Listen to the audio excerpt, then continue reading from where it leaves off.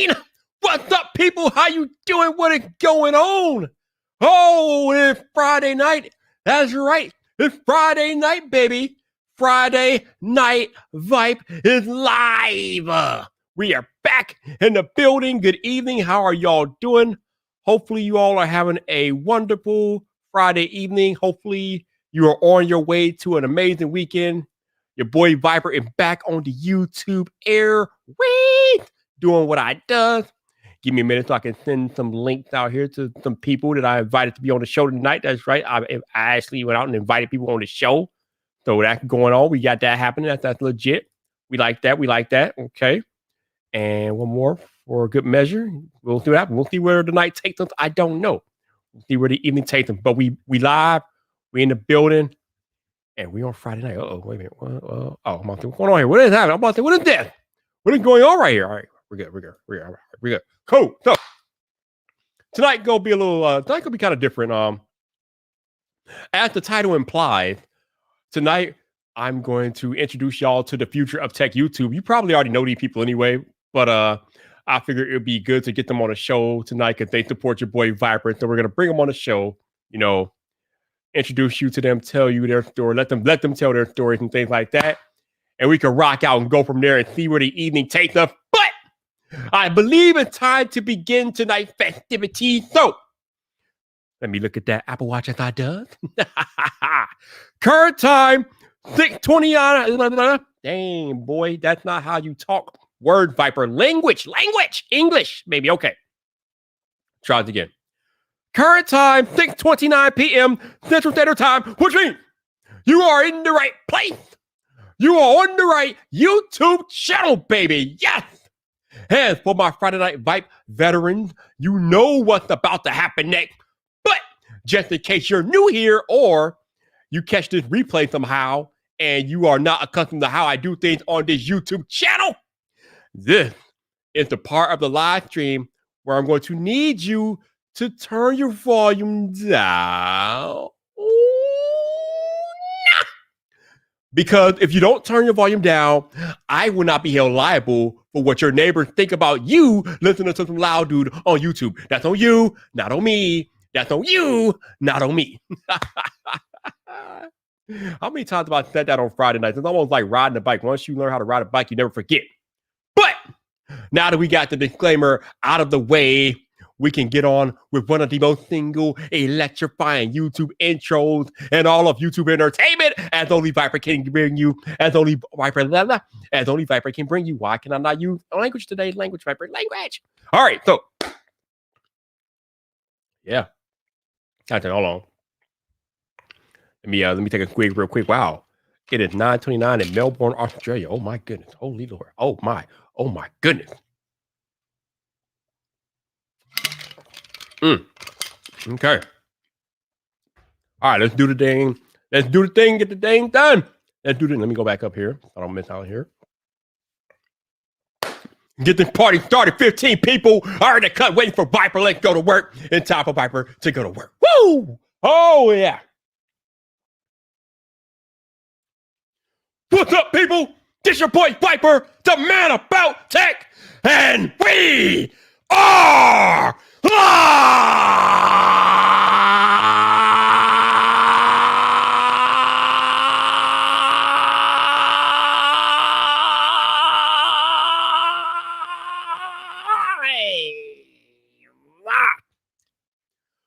welcome to Friday Night Fight, baby!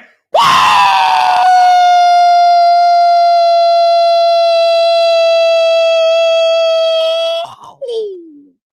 Woo! Oh, yes! It is that day again! We are back! We are live on YouTube! Woo! Yes! We are in the building!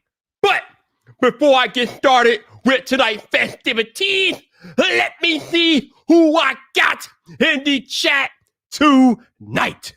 First on the list, Lamar is not here, but he really is. What's up, Lamar? How you doing, man? How you doing? We got Neil H. What's up, Neil? How you doing? We got my homie from the UK, Marvin Wallace. What's up, bro? How you doing? We got Gwendolyn G. Hey, Gwendolyn, how you doing? We got Check the Tech. What's up, bro? How you doing, baby? How you doing? 504 is here. What's up, bro? How you doing? We got Retender Tech. What's up, bro? How you doing? We got... Oh, man, we got Eric. What's up, Eric? How you doing? I believe that's how you pronounce that. I apologize if I'm butchering it. Oh, we got Tish from the Artist Haven. Hey, Tish, how you doing? We got Chanel 808. What's up, bro? How you doing, baby? How you doing? Oh, we got the homie Top Tech Geek. What's up, bro? How you doing? We got Joseph Hardison in the building. What's up, bro? How you doing? And who else we got? And I believe, we got Rashid AI. What's up, bro? How you doing? Long time no see, Rashid. Welcome back to the show. What's up, dude? What's up? So I believe I hit all the numbers. I got everybody. Appreciate you guys coming back and rocking out. So, like I said, tonight, we're going to let some of the youth come on and take over Friday Night Vibe. Got a couple of the up-and-coming young tech YouTubers in the building. One of them is already in the chat. My man Top Tech Geek is coming on the show tonight. So we'll be talking to him. That'll be cool. We got another up-and-coming tech YouTuber by the name of Mac Balzer. He shall be here shortly. It's going to be cool talking to them. But also, I got a YouTube veteran here in the building with me right now because he understands how these things work. Let me bring in my man. He's been kind of like doing his ninja thing, disappearing, but he's back. He's in the building. Mr. Zach Talk Tech is in the building. Oh boy, hold on. What up? What's up? How you doing? Did you call me a ninja? Ninja, yes. A ninja. Okay. Hold on. Wait. Before we do anything with you tonight, what is going on with that? What is this? The patriotic tech beard? What are you doing? What is this? What is going on, Zach? What is happening here?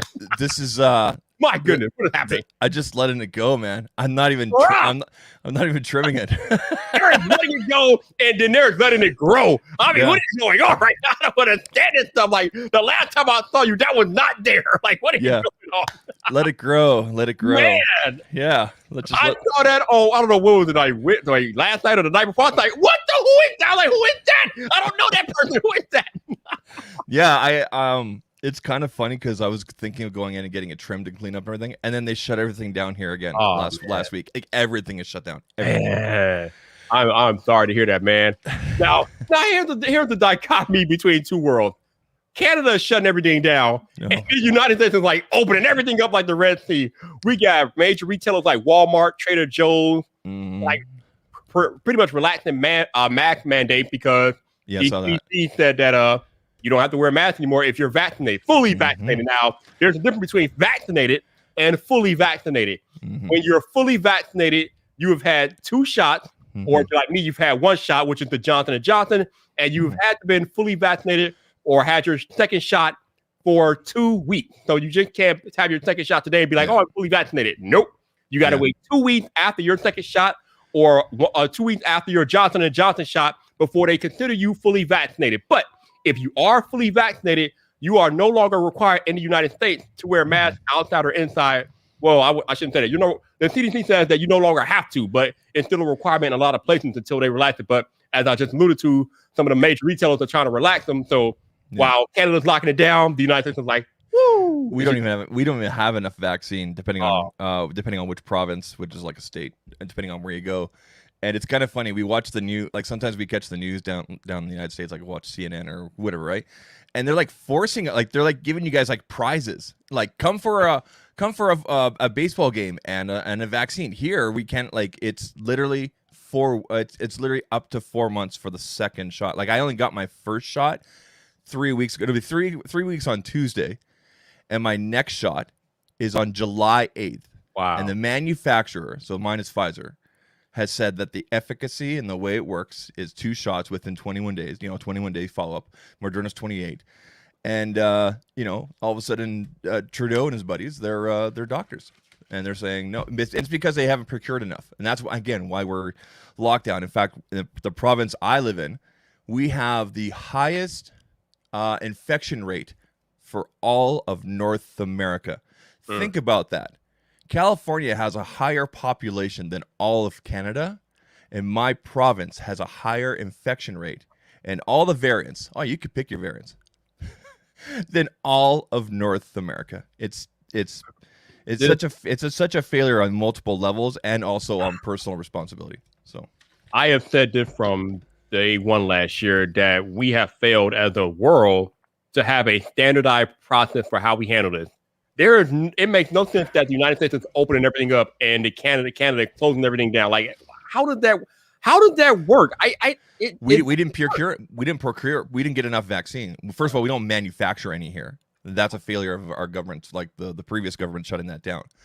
And second of all, we didn't procure enough. We didn't get enough. We didn't put the money down on the table when we needed to. That's basically the summary. And then at one time they were like, "Oh yeah, AstraZeneca is perfectly fine," and now they recently pulled it back. Said, "Nope, nobody should be taking this." It's just the signals and everything. It's been very stressful. Like, I understand that science changes and things like that. And I'm not anti-vax for that, but I understand why some people get in that mindset because of the changing signals all the time. Yeah, and it sucks, man. I mean, so yeah, I'm half vaccinated, but I haven't been going out anywhere. I mean, even here, you have adults that are fully vaccinated, but their children are not vaccinated yet because up until recently, kids weren't eligible to be vaccinated. So now you have families that are half vaccinated. So like, what are they supposed to do? Like, how does that work? So there's no questions. It's all over the place, and I don't know. Maybe it's impossible. Maybe I'm asking for too much, but I feel like if as like a whole like world, or at least like as a whole continent here in North America, if we would have had like got together and worked together for a standardized way of handling this, we'd get a lot better off. But maybe that's just asking too much. Maybe I'm naive in that. But I mean, I think the right steps were made with how fast the vaccines came to light, especially these new mRNA vaccines, the Moderna and the Pfizer and whatnot. At least the red tape and everything was cut for that. It seems like worldwide. It seems like countries that can't afford are getting stuff in terms of how other first world countries are working and whatnot. But it's really depressing because we always boast and talk about how great our healthcare system up here, and it's not without its faults and everything. And then we completely fail on something like this. Like, it's like, what? So, and it's not a complete failure. Like, it's getting better and better and better every day. But there has definitely been a lot of mistakes, and I mean, we'll get through it, but it sucks. Like I said, I have to wait till July 8th, and my first shot was on April 27th. Do you know what I mean? Like, right. Yeah. Well, hanging in there. I'm glad you got your first shot. I'm cool, man. I'm doing my thing, just staying busy. So let's get into kind of let's talk about something that we're pretty sure me and you were talking about before, but we can revisit it here. Since this is the theme of tonight is about tech YouTube and the future of tech YouTube. There's been a little controversy in tech YouTube lately, as it relates to people putting out videos about the problem with tech YouTubers and how tech YouTubers are viewed when they like touch a product once and then don't revisit it. There's all the stuff that we normally talk about, but it come back to a head when Travis made his like response video. Now, here's the funny thing, right, about the whole situation. So Travis was responding to a 9-month-old video. The guy made his original video 9 months ago. Travis did a response video last week.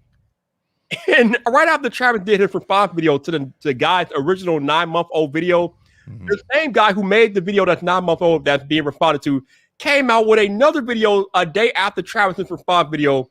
It was generally the same video as the one that he made 9 months ago. It was just a different title. The one that he made 9 months ago was called The Problem with Tech YouTubers.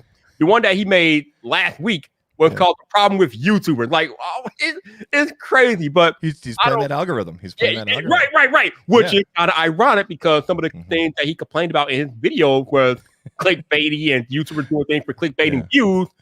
But you just went and made a video purely for clickbait. There was no reason for him to make that follow-up video. Like, and number one, there was no reason for him to make the follow-up video. And number two, it is the literal same video that he made 9 months ago, just with a different title. So again, the hypocrisy, whether you agree with what he said in the video or the videos or not, I'm not even talking about that. I'm just talking about the sheer hypocrisy of making the follow-up video when there was no need for it, but you just made it because you thought that it would start to get some attention. You're like, oh, let me get these clicks. So you went and made the video. Like, why? I mean, so first of all, he probably knows all of this as a millionaire. And see what I did there? Oh, God. Right. And by the way, he's an ex-Google, Facebook he's nerd employee or something. He's an all-star tech prompt. Okay, honestly, he knows the algorithm. He knows that people have tagged him and everything like that. He's doing what he needs to do for the system, right? So, which in itself is kind of disgusting, but It's kind of funny because he talks about consumerism and everything, and then like the first link below is, "Hey, check out my $400 YouTube Oh, class," or something. dude, bruh. Like, dude, and the funny thing is, everybody that's done a response, including myself, we all have down in our descriptions. Some of our links are affiliate links. Yep. So here we are complaining about it. We're all hypocrites, dude. Like, there's no problem with the tech YouTubers. There's just different opinions and different viewpoints. That dude actually brought up some pretty good points, but then he kind of like spat all over it by like talking about fridges and toasters and Oh my god. what, do you know what I mean? Yeah, crazy. Yo, Sheed, man, welcome back to the membership table, bro. I appreciate you. Oh yeah. Holy Lord, wow, you think you updated your soundboard. My goodness. Yo, appreciate you, Sheed. Thank you, man. Thank you. But yeah, like I said, I'm not even gonna get into the meat and potatoes of the video because that's been beat over with a dead horse 500 times over. I'm just talking about the sheer hypocrisy of this man making that follow-up video when he criticized tech YouTuber for being clickbaity and all that jazz, and he's doing it like if you go up and down his like channel, his main channel, and look at the titles, if that's not the epitome of clickbait, I don't know what is. Every title has him being a millionaire in it. Like, bro, after the first 2 times, we don't need to know. We know who you are, what you are. We don't need to know the title that you're a millionaire in every single video. Yeah. Yeah, he put that out there. But whatever it is. His titles, I mean, he's carved out a niche for himself as a millionaire. But go ahead.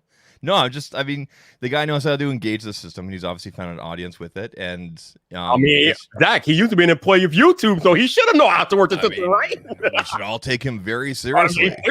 Because in his words, he's the only one that could teach. He's the only him. And he hates red cameras, apparently. But I do want to touch on a topic that kind of burned out of all of it, something that kind of makes me wonder sometimes or whatever. And I think Jason from Painfully Honest Tech brought this up, and I think Alt Tech Dad brought this up similarly in their videos. It's the fact that a lot of times, especially the bigger YouTubers, they get a phone. They would do the review on the phone, and that is the last you ever hear that phone from them because obviously they got so much going on. They don't really have time to do a follow-up video. You might say 2 or 3 videos. That's it. Yeah. Right. And I kind of feel like I don't know. To me, there's this narrative out there that if they don't do a follow-up video, then they're not real reviewers, or that original video wasn't a review video because they don't do a follow-up. And I don't know if I could go that far. Now, if you want to criticize them for not making follow-up videos, I guess, but with the level of stuff they have on their plate, it's kind of hard to make a follow-up video, especially when down the line, those phones aren't trendy. And if you want to stay relevant on YouTube, as any of us creators know, you got to do the relevant things that people care about. So doing follow-up videos doesn't always fit that mold. Now, not to say that those aren't wanted, because there's an audience out there for those videos. But as far as the bigger creators are going, I think a lot of creators are concerned. We try to do topics and content that's relevant to the time that we put them out. So follow-up videos might not always be on the table for that type of situation. But just curious to get your thoughts on there, because I think the criticism is a little bit unfair. But what are your thoughts? I think there's definitely space and a need for follow-up videos for all types of phones. You know, Travis is a good example of this because he goes hard into like the Google Analytics and what people are searching for, and he's designed a lot of his content and the strategy and the really good content and the ones that, you know, the creators that grow up and blow up really big do this. They look at the trends and whatnot. So, for example, anything Apple on YouTube is always going to do well, whether it's positive or negative, and that's just the fact, and that's just what the data shows. It's not a matter of because people only covered whatnot. Okay, there's a reason why, and I'm going to pick on LG here. There's a reason why you would only see 1 or 2 videos from LG phones, because people aren't searching for that stuff. You look at OnePlus. What was the lifespan of OnePlus 9 lately? Like what, maybe 2 weeks? Maybe 2 weeks. I think it was 10 days, right? But again, it's not that there aren't people looking for like a month later with a phone, 2 months later. It's just that Androids seem to just have these spikes, whereas Apple products is just a continuous thing, right? It's ongoing. Right? You look at the amount of devices that are out there and whatnot, and between iPads and iPhones and, you know, Macs and everything like that, and these ugly looking white iMac things that are coming out and everything like that, right? So you look at the trend. You have to look at the data. The data doesn't lie, right? You can preach it over all you want, and people no, everybody loves it. No, you have to look at the data and what people are searching for, especially like if your main demographic is like I'm assuming Viper, the majority of your traffic, probably like 47% is United States, maybe more. Yeah. Mine's like 38% US and like 10% Canada, right? And the data is pretty much the same. Mm-hmm. So you have to look at that. But let's say you're a UK creator, maybe your data for Android phones, might be different. Right? Maybe they have different data for like Huawei and this and that, right? So it's not to say that these creators that don't do the follow-ups or whatever, they're following the data and the trends, right? And it matches their channel type and what they enjoy doing. That's just the fact of it. And if you don't do that, you're gonna fall off the radar. Exactly. That's why I said that I feel like the criticism of them not doing follow-up videos is a little bit unfair, because their job, number one, they have teams and jobs that they have to adhere to. So they have to be on the top trending topics, the things that people actually want to watch. Because I don't care what any creator on here says, you make video because you want people to watch them. So when you're a Marquez or a Linus or a Lou or a Justine or a John Morrison, you are making videos that you believe people are going to watch. And like I just highlighted, a lot of times follow-up videos don't really fall into that genre, because that whatever that phone is that you're doing a follow-up on, the time has passed. The hottest time for a product is when it's just released. That is the hot zone. Yep. Not saying that you can't do videos down the line, but the hot zone is when it's released. Yep. It have maybe a 1 or 2 week period where you could make videos after its initial release, and then you're pretty much done. You're moving on. There's anomalies like Marquez or Justine, for example, like OGs, where like Marquez could do a 4-month follow-up on the S21, for example. Right. And people would watch that. Why? Because Marquez, he paved the road. Marquez could do a microwave and I'd watch it. You know Marquez what I mean? Like do a cake and it would get 1 million views. Exactly, right? Like be serious here, yeah. Justine's done like baking and stuff like that. I watched the heck out of that. Yeah, I want to see Justine make a cake. Let's go, right? Right. When Justine pulls out her not a flamethrower to make a cake, we watching that. Exactly. And those are not. And I wouldn't even call those anomalies. It's just that those creators, that generation, that past, which kind of goes with your title for tonight's stream, has paved that road. They have they've done the work and whatnot, so they have the flexibility to do that if they want to. They don't a lot, as you said. Right. But for someone, the future and what's going on right now, you got to follow the trends or anything. There's nothing saying that you have to do this kind of content or you have, but if you want to grow, if you want, you know what I mean? Right. You got to follow those trends. We got Juan Bagnell. What's up, Juan? He says, I think the concern is when we see Google actively insert their filtering between creators and audience, though following the data is different on a smaller channel than a larger channel. Absolutely agree. Yep. Absolutely. Yeah. I mean, I can make a follow-up video because I can get traction. Like I just made a 5-month review of my AirPods Max that I and probably been one of my better videos lately because people are still interested in the AirPods Max. Yep. But I mean, I'm not Marquez. I'm not Justine. I this is not my livelihood, so I don't have to be on the trend. But like I said, I feel like the criticism is a little bit unjustified when we're talking about larger creators because number one, a lot of them have teams and employees that they have to feed. They got salaries to pay, things like that. So they can't really afford to do follow-up videos that might not garner the interest that a current topic will garner for them and make that money and thing for their team. So while I understand the want and desire for follow-up videos and more in-depth reviews of certain products, for some creators, I just feel like it's not realistic because there's so much going on in tech on a week-to-week basis. And you gotta remember, like people like Marquez, Justine, Lou, they're getting products thrown at them every single week. Yeah. I can't imagine what their email inboxes look like. So they got sponsorship deals, they got brand deals they got to deal with. Yeah. On top of staying on top afloat of the tech news, and then whatever products are coming, they got products being thrown at them constantly. So they have a lot on their plate.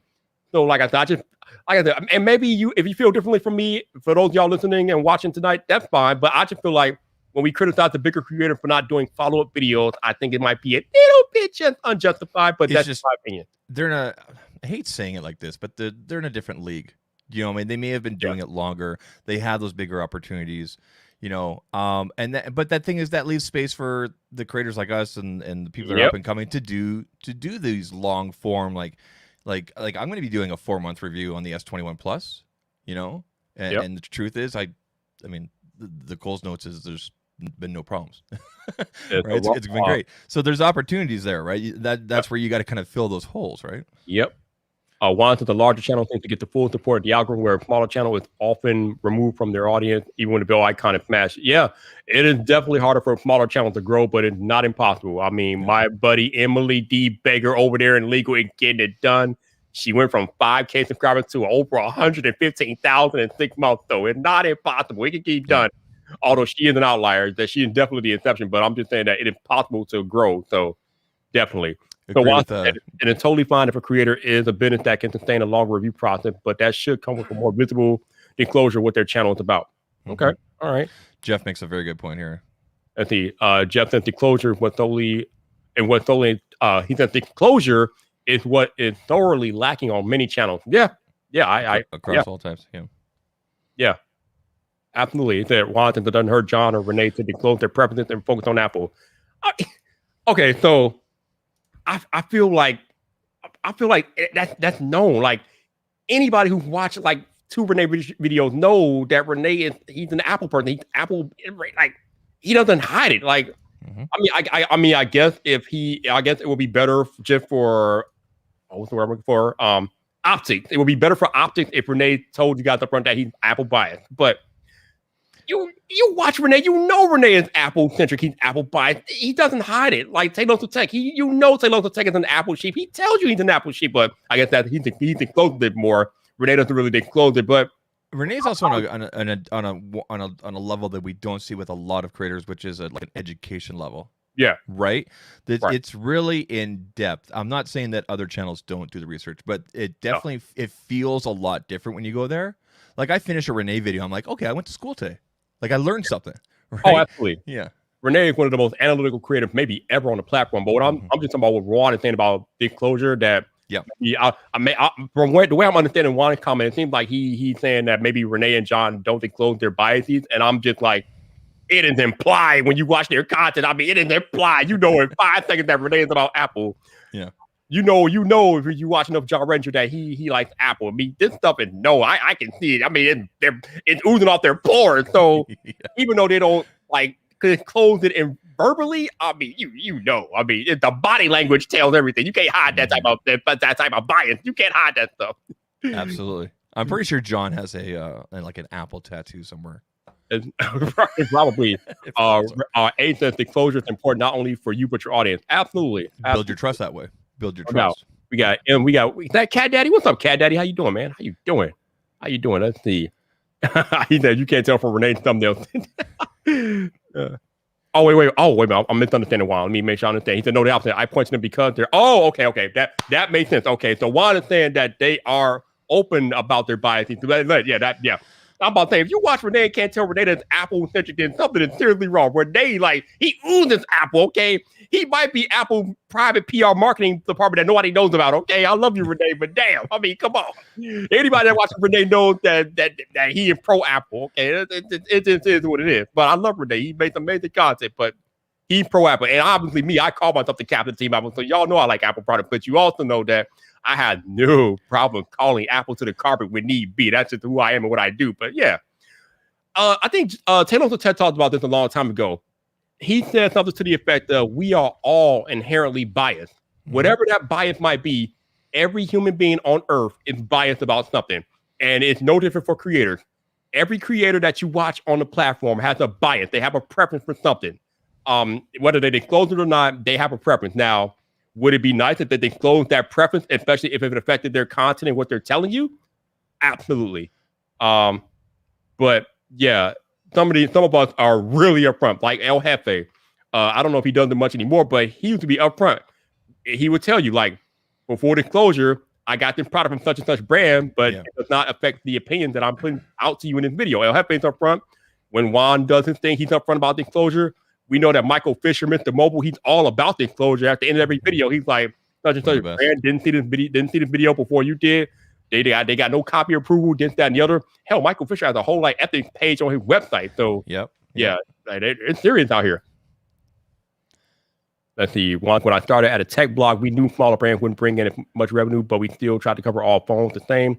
knowing Sam Apple coverage would subsidize on smaller vids. Yeah, yep. I listen. Like I said, when you're a bigger creator like a Justine or Marquez, and they have like whole teams that they got to take care of, they got to do the content that's most relevant to their audience. I mean, that's just what it is. You're not going to do videos that are going to potentially not hit when you got mouths to feed. I mean, we have to be fair. Like at some point, we have to understand that it's not just Marquez Brownlee doing these videos anymore. It's not just I Justine doing the videos anymore. There's Tyler shooting her video. He's her filmographer. Tyler back there. Jenna helped out with her stuff too. Marquez has a whole damn team. He had David. He has Hayato now. Yeah. He has Andy over there. He has Brandon and get the other guy. But then Marquez has like 6, 7, 9 people. Yeah, I forget his name. That's what I. What's that? I don't know his name either. Yeah, but I know who you're talking about. Somebody won't forget, but I love you, man. I know you. I just don't have your name up front. But yeah, they got whole teams that they got to think about when they're putting out their content. So they can't be putting out content that has a chance of not hitting. So, like I said, I would just tell you guys just to be mindful when you're criticizing these larger creators who have whole teams. I mean, Linus is a whole media group at this point, so he got like 30 employees. So he can't afford to put out a long-term review that might not be this audience might not be interested in. But like Zach said earlier, there is definitely a spot on YouTube for long-term reviews. I mean, people want to know how these devices hold up over time. I just believe that stuff like that is not popular, and that's why you don't see it on larger channels. But it definitely has an audience for sure. You know, when like consumers are, you know, they might be going into a Verizon or AT&T or Telus, Rogers. There's a couple carriers up here to get a phone. Maybe they're going to go and look at the new S21. And I call it new S21 because for most consumers, not tech enthusiasts like ourselves, or it's still a new phone, right? It came out this year. It's Samsung's newest Galaxy, right? Or one of their flagships. You know, they might before they might see like an ad on TV or in the newspaper or something like that, or maybe whatever that Verizon has it free. You know, you come in and trade in your phone, and get it for free, right? Because the prices have gone down. So they might go on to like YouTube or they might search Google Galaxy S21. Right, and they're going to find those long-term reviews after 3 months, so it's valuable. So to knock your head against the wall and go, oh, I'm not getting the phone right away because I can't, you know, those 3-month reviews, 2 month, 4, 6, that's going to be evergreen. It's going to continue. I still get tons of people that watch my Note 10 stuff. My Note 10 videos are still at my top 5 videos every single month. Absolutely. Yeah. Amuel V, what's up, man? How you doing, man? How you doing? Simply Popping here too. What's up, Pop? How you doing, man? Simply Popping, another one to keep an eye on. Dude, just doing big things on the tube, no doubt. Jonathan Anderson is here too. Wait. Hold on. Jonathan Anderson is here too. What's up, Jonathan? How you doing, man? How you doing? And I just thought I need to address at the bottom here. Oh, wait, is that? Oh, Christina Red is in the building and she's liking the beard. Oh, man. Thank you, Chris. Thank you, Christina. I appreciate that. Ladies love this one's for you. The ladies love the beard. The ladies love the beard. That's what's up. Also, 504 coming in with the 1008 super chat, doubling his norm. I appreciate you, bro. Thank you. As always, you all. Super chats are definitely on, but they are not required. But anything that you are willing to contribute, greatly appreciate it. Technically, T is here. Wish I had him on for the conversation we just had because I would have loved to get his thoughts. Well, I think he does. I'm sure he has some thoughts. I saw. He definitely has some thoughts. I saw a tweet today. I did. I know he hasn't thought, but I don't know if he. I think he's probably not available tonight. But if you are, T, let me know. We'll get you on here. But all right, so I told you guys that tonight we are going to meet the future of tech YouTube, and the future has arrived. Destiny is here. First up, let me introduce baby Austin Evans. Man, this dude is serious. I mean, when I first went to his channel and I saw his video production quality and realized how old he is, I'm like, what the? What? Who does your videos? You do not do your videos. It's a lie. But no, I think he does all his own videos. The dude is legit. The production quality is off the page, bro. Oh my goodness. Let's go to work. Let's bring in the man, Max Bowser. What's up, Max? How you doing, baby? How you doing? What's up, bro? Hi, how are you guys doing? I am good, man. How you doing? Max in the house. I'm doing very well. I'm excited to be here. No doubt. Technically, T, I'm going to send you the link. Whenever you got a chance, man, you can just hop right in, man. We can have that chat. We can revisit that because I would love to get I teeth. believe Max is a fellow Canadian. I believe he is too. He- Is that right, Max? He is. He is. He really. Yeah, he is. Hi, Zach. How you doing, man? No We've doubt. I'm doing well. talked How a are few you? times. Good. We've Yeah, talked a yeah. few times on the Twitter there. It's good. I like your stuff, man. I like your We content. have, It's yeah. good. No doubt. Thank you very much.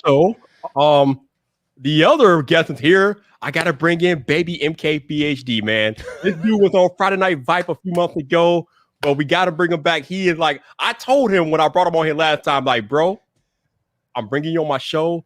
Don't make me look bad. Please continue to make content. Don't fall off the face of the earth. And he has done just that. He has made content. He's had big timers on the channel like Those You Know Best. He had David Amell on the channel. He's doing big things. His production quality is awesome as well. We got to bring in Mr. Top Tech Geek. What's up, bro? How you doing? Yo, I'm doing good. How's everything going over there? You get another Canadian here. I'm Canadian. too. Like, It's all Canadian tonight. bro, Yep. like Canada is like the union of YouTuber, bro. Like, damn. Like in the USA get a YouTuber too. Like, man. So I thank you, gentlemen, for joining me tonight. I know both of y'all been asking me to get on the show. I want to bring you guys on the show because I believe that you both are the future of tech YouTube. So I want you guys to tell your stories, and then obviously me and Zach will have some chit chat with you about things that are going on. So Max, we'll start with you. I'm going to ask you the same that I ask people that usually come on my podcast. Max, what brought you to YouTube? Well, I wish I had a good answer for this. I don't know. I've always been a creative person, and I feel like creativity is I don't know, goes right hand in hand with making YouTube videos. And I'm a super creative person naturally. I'm a super social person naturally. So social media has naturally been something that I've been interested in, that I've enjoyed being on. And I guess I just started making YouTube videos, I don't know, probably seriously like middle to end of last year. And yeah, I'm happy to be doing it. I'm always, enjoying doing what I'm doing. And yeah, I'm hoping to not, stop doing it for a while, many years to come. Let me get this straight. You've only been doing YouTube since last year. Did I hear that right? Okay. Well, I have videos on my channel from, I don't know, like April 2019, but I don't know. I was only doing this niche really since the end of last year. So I guess I kind of started in the end of last year, but yeah. This dude is literally a baby YouTuber in every sense of the word, and his content puts mine to shame. I don't know how I feel about this right now. But yo, respect to you, man. You are doing your thing, so keep doing your thing, and I appreciate you, like I said, making the time. So thank you. Thank you. Yo, Top Tech Geek, man. Like I said, you've been on the show before, but tell the people, Top Tech Geek, what brought you to YouTube? Okay, so I guess I started, my channel anniversary is actually coming up May 26th. So I started YouTube May 26th last year. And I guess kind of what Max said, I've always, I'm a creative person and I like being a bit social and things like that. So I just I've always had a love for technology and, watching Marquez. I just seen all these YouTubers. I kind of found my love for content creation and technology at the same time. So last year I just, it was coronavirus. We couldn't do anything. Plus it was summer break. So I decided to start my channel. And I guess it just happened from there. Just love technology. I've loved technology since the first iPad mini because that was my first real tech device. So yeah, so started the channel and from there it's history. It's a pretty good journey so far, man. Look, we got big time in here shouting out the young and simply pops in his love, man. That's what's up, bro. That's what's up. Appreciate y'all hanging out, showing up for the young up and coming talent. So thank you guys that are watching and listening tonight. Thank you. So Top Tech, man, I gotta talk to you because I don't know what is going on, man, but you've been handling it. Like your business savvy is like you kind of put me to shame with your business acumen, bro. But how the hell do you have a relationship with Microsoft? He's like Microsoft. I'm like Microsoft. You're like, wrap behind the ear, breath smell like you have a relationship with Microsoft, bro. What are you doing? Like, how did you get a relationship with Microsoft, bro? We got bro. We gotta talk, bro. We gotta talk. Okay, so let me say this. I can't say who my contact is. Of course not. No, don't do that. Don't Right, but the way I go about finding people to contact, I'm just not scared. Like that sounds wrong, but I'm not scared of. Right. Okay, I'm not scared of a no. If I reach out and they say no, it's fine. I'll keep moving on. But I keep on, like Apple, I keep on trying to find someone to contact them. I've had people say no. I've had people say, let me talk to my team, never get a response back. So I keep on looking for Apple. But a no doesn't stop me from looking for contact. The way I go about it, just a no is a no, and keep looking. And eventually you'll find the right person for that company. You just have to keep looking, pretty much. Damn! How are you this young with this much knowledge, with this much fire? My God! Wow! It is literally incredible, man, because you don't understand how many creators, like 2 times your age, don't have that gusto. They don't have that want to do what you're doing as far as connecting with brands. Most creators get a no, and they're hiding in the closet in the fetal position, bro. But you're like, no, fam, move me to the next person. And if I can't talk to your boss, I want to talk to your boss. Appreciate that. I respect that. Man, yo, Zach, I can go all night. Zach, jump in, bro. No, I think it's awesome that he just the no quit attitude. That's good to have, man. And just as you got a media kit or you got a template or something like that to just give them the basic information. The strategy I've always found that works well for me is just keep your initial email simple, but enough to tantalize them. You know, give them a taste kind of thing. And I mean, the worst thing you can go in there is, "Hi, I'm a YouTuber, 5,000 subscribers." No. Offer some value, right? And then just go from there, right? So I necessarily don't have like a kit. I do have a template I always use, the same template. And it's basic information. I do mention my subscriber analytics. I do mention a bit of that, but I start the email with, I introduce myself. Let them know why I want to review their product, and then then talk about my analytics, then provide a bit more value of what I could provide to them for the reviews and things like that. So yeah, I haven't necessarily kit, but I have a template I use. Okay. So this is incredible because, like I was just alluding to, I wouldn't allude to this, but let me talk about this real quick. There is I don't know if I want to call it stigma, but there is like some type of a feeling out there among the small creator community that if they don't have such and such subscriber count, they can't reach out to brands, or they feel like they're not worthy enough. I know that's bull. That knows that bull. You, sir, I think you have like 3,000 subscribers and you're 14. So you got 3,000 subs. You're 14 years old. He's 15. You're 15. My bad. You're 15. So you're 15. wait a minute. Why did he just freeze on me? Oh man. Uh-oh. All right. We lost top taker. He'll be back though. But this dude is 15 and he has a brand relationship with Microsoft. Like, bruh, if that doesn't prove to y'all that things can happen regardless of subscriber count, I don't know what will. But damn, man. Whoa. What the heck? Okay, 1 second. I'm muting myself. All right, we back. Oh yeah, he turned it off. Okay, whew, that was rough. Zach, look at Zach. Zach, like what? Like okay. Jason blew my desktop speakers, but I was waiting for my headphones to go. Thanks. I'm kidding. It looked like my bad. I'm so sorry. It's all good, man. It's all good. Also, I was saying, did you freeze again? You have more problems. Oh man. Uh-oh. Yeah, he's done rough over there. I don't know if I could trust this guy. Sorry, to I need to turn off whatever autofocus setting I have on my camera because it keeps defocusing on me. It's all good, man. We're just do your thing. Shout out to my man, Big Cloud Gaming in the building, one of the best gaming creators out there. I appreciate you, Big Cloud. Thank you, sir. I just want to point also been on the show a few times, so thank you, Big Cloud. Thank you. Go ahead. I want to point out that both Max and Top Tech Geek have kept the consistency of really awesome creators that come onto live streams that have live stream problems. They always have technical problems. I mean, if it's not Andrew Edwards, it sounds like an android talking, or you've had things with, Viper knows what I'm talking about. Yo. It seems to be a consistent thing. Consistency. But you know what that means? That just means they're going to go on to greatness, though. If you come on my show and you have live stream problems, you are destined for greatness. Okay, you're good. So what I was saying though, oh It's man, like it's like initiation. yeah. Boom. What I'm saying is that you like there's a lot of like fear from new creators that they can't get the brand deals that they don't have the subscriber count. But you're brand new, you're 15, you got 3,000 subs, so not the highest subscriber count, but you're getting top tech brand deals. Not just Microsoft, you work with Google, you work with other brands as well, man. So I just find that amazing.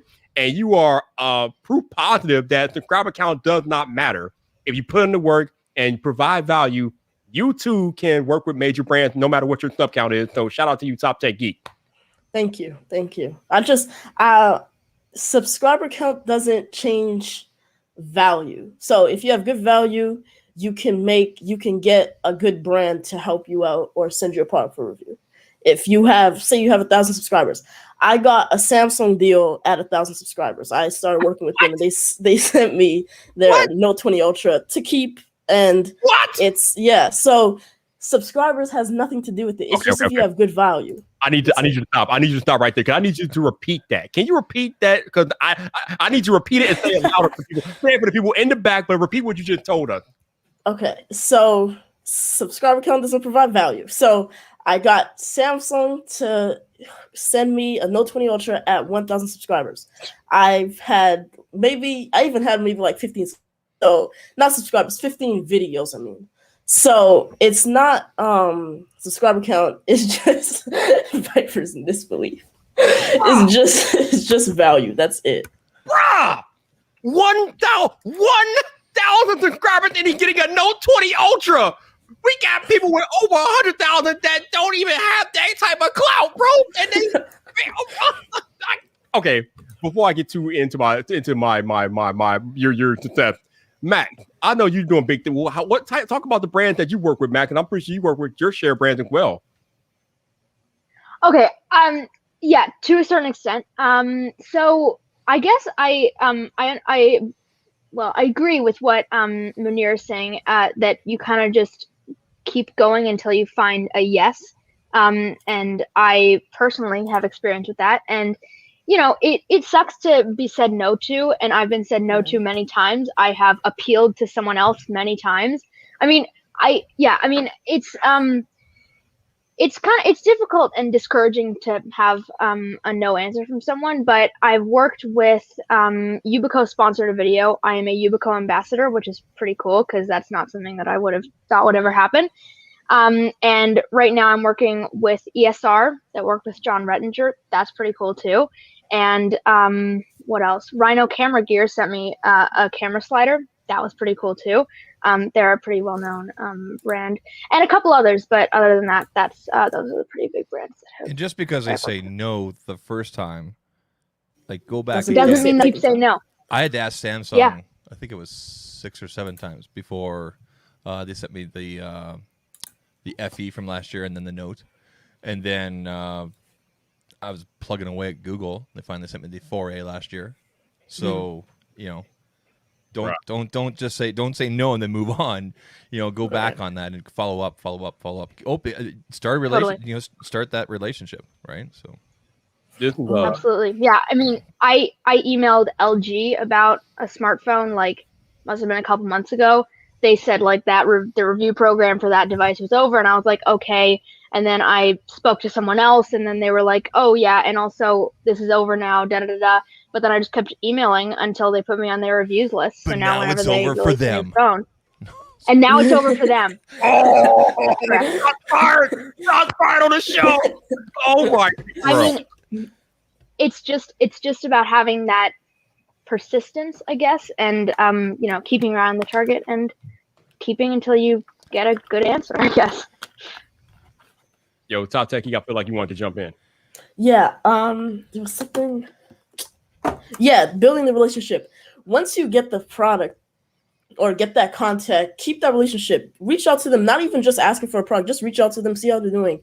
Because building that relationship helps you get better opportunities in the future. If you I asked for the Note 20 Ultra, they gave it to me. I never emailed them again. That's not going to give you another S21 Ultra because they don't know you that. You don't build a close relationship with them. Right. You're not friends. On the back end, when they send, like, let's use a phone for example. Right. that person that sent you the phone, that team that sent you the phone, they're going to be expected to talk to their superiors about, okay, what happened after you sent the phone. If you can follow up with that person weekly or bi-weekly saying, here are the Twitter posts that I did related, that is hugely helpful to them, and even offer any analytics, just offer it. That's huge. That's a huge help to them. I know that my Samsung contact and my Google contact love that. I have always been the best at this, but I think a few months ago I made it my business to get like my contact's actual phone number so I can communicate with them closely. My contact at Nomad, I have his personal phone number, and we text each other back and forth. Not even about tech stuff. He texted me earlier today about major retailers lifting the mask mandate. So we talk about stuff beyond text. And when Manir said keep those relationships going outside of the getting product, things like that, that's real.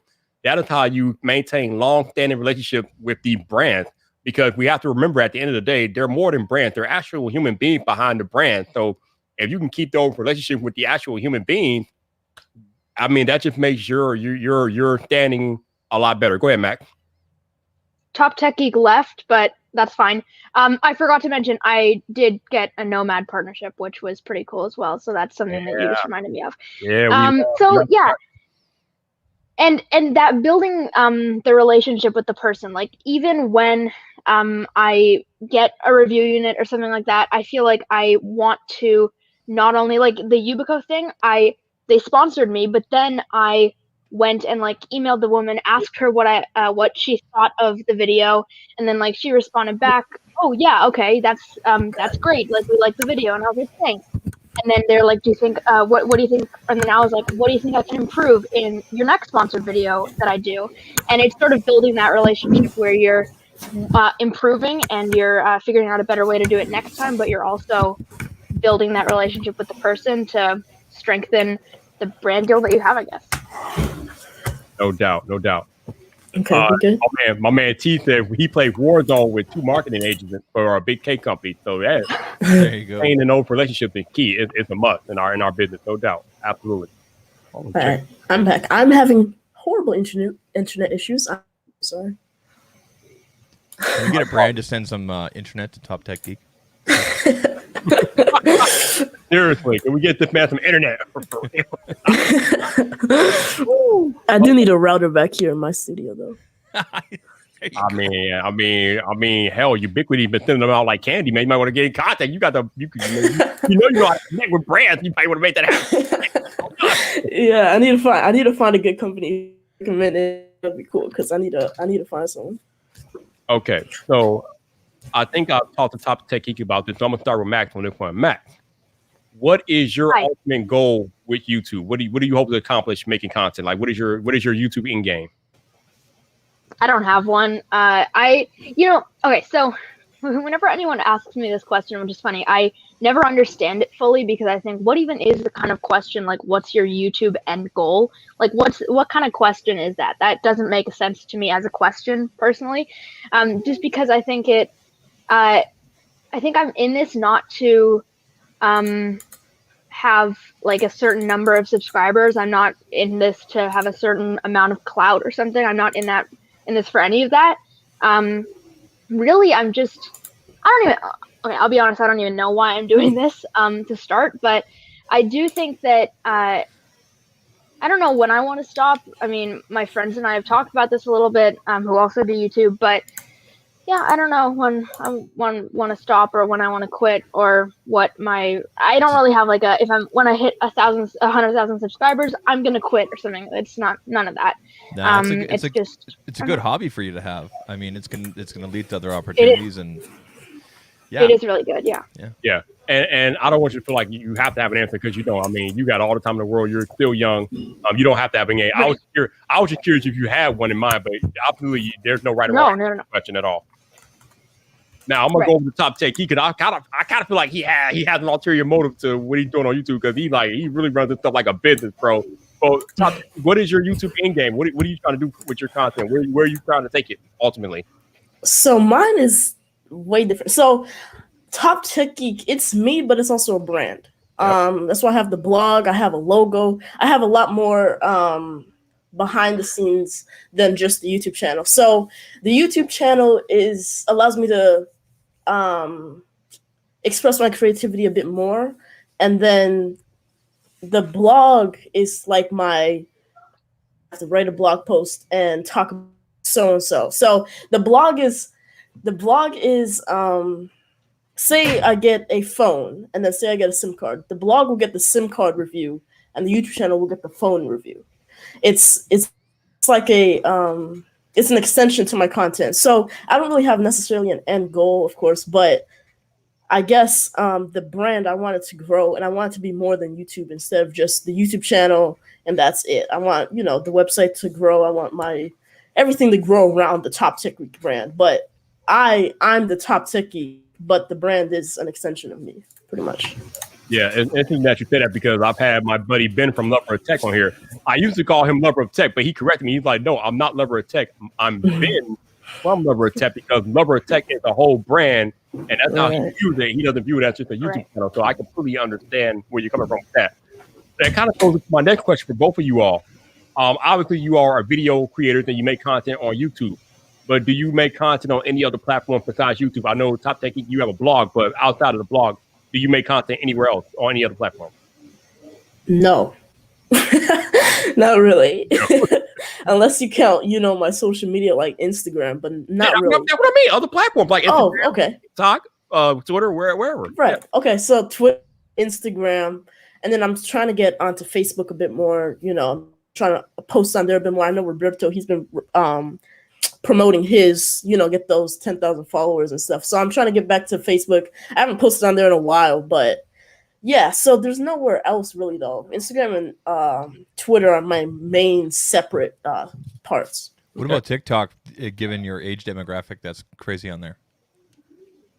Right. I've looked at TikTok. I've actually made one TikTok back in October. It was an LG Wing TikTok. Yeah. And it didn't get any views, but I have to get back to it. It's kind of fun. It's fun to do. Andrew Edwards has had a lot of success over there. John Rettinger's been doing some things as well. I know that some of my, I've taken some of my scrap B-roll and thrown some of the, what are the top songs are on there, and it does really well. So that's something, if you're looking at making it sort of easy, right? That's a way to start, that's maybe. Smart. Yeah, I like that. Yeah, no doubt. Max, do you make content outside of YouTube? Yeah, sure. I mean, yeah. Let's see. So, I'm basically on most, if not all, social media platforms. So, YouTube, of course. Spotify, my podcast, I guess counts as content. I guess. Yeah, of course it counts as podcast. Yeah, I know. Should remind you about that. And Max then over there working with Joe Instagram. Rogan on Spotify. Don't tell Joe Rogan this, but I don't really like him. I know. Man, woo! I know. Sorry, I don't really like Joe Rogan, and I wish never to have to meet him. Wow. I'm probably going to be blocked by him by the end of the stream. Yeah. Okay. So Spotify, YouTube, Instagram. I guess I like to think that I do content on Twitter. I guess I post pictures on Twitter. I guess I don't know. I did try doing a TikTok. I posted an Airtags unboxing TikTok, but very poorly hashtagged it and very poorly SEO'd it. So no, it didn't do well at all. I did a little bit of promoting on Twitter, but other than that, it didn't have any attention or anything, which is fine. I don't really feel a need to go on TikTok. People have said, if you go on TikTok full time or whatever, your channel will thrive or something. I'm like, will it though? I feel like YouTube is right now one of the best platforms for people wanting to do the sort of thing that I do. By the way, the creator fund on TikTok does not extend to Canadians. It's just Americans. Oh, does it not? Well, I mean, we get that's nothing. kind of unfortunate, but I wasn't particularly interested in. I mean, it's a good way to get out to the audiences and maybe move them over. Who knows? But yeah. All right, so I'm pretty sure you guys are aware of this anyway, but I'll just reiterate it just so it's out there in the ether. It seems like both of you are well on your way in your YouTube career, but as content creators, which you both qualify and are, it would be a good idea for you to exist outside of YouTube. YouTube changes so often, and sometimes those changes are not very creator friendly. So I would highly advise you to invest your time in other platforms. Now, I'm not saying go crazy, go ham, especially since you are so early on in your YouTube journey, but I would say at least devote time to maybe one or two other platforms that you feel like will be beneficial to you and you could develop an audience with, just so you're going to have that foundation for your brand, because it's all about brand at the end of the day. And brand is bigger than YouTube. So just something for you to think about. You can do with that information what you will, but yeah. Go ahead, Top Tech Geek. I can't hear you. I cannot hear you at all. Either on mute or... Here you go. There you go. Okay.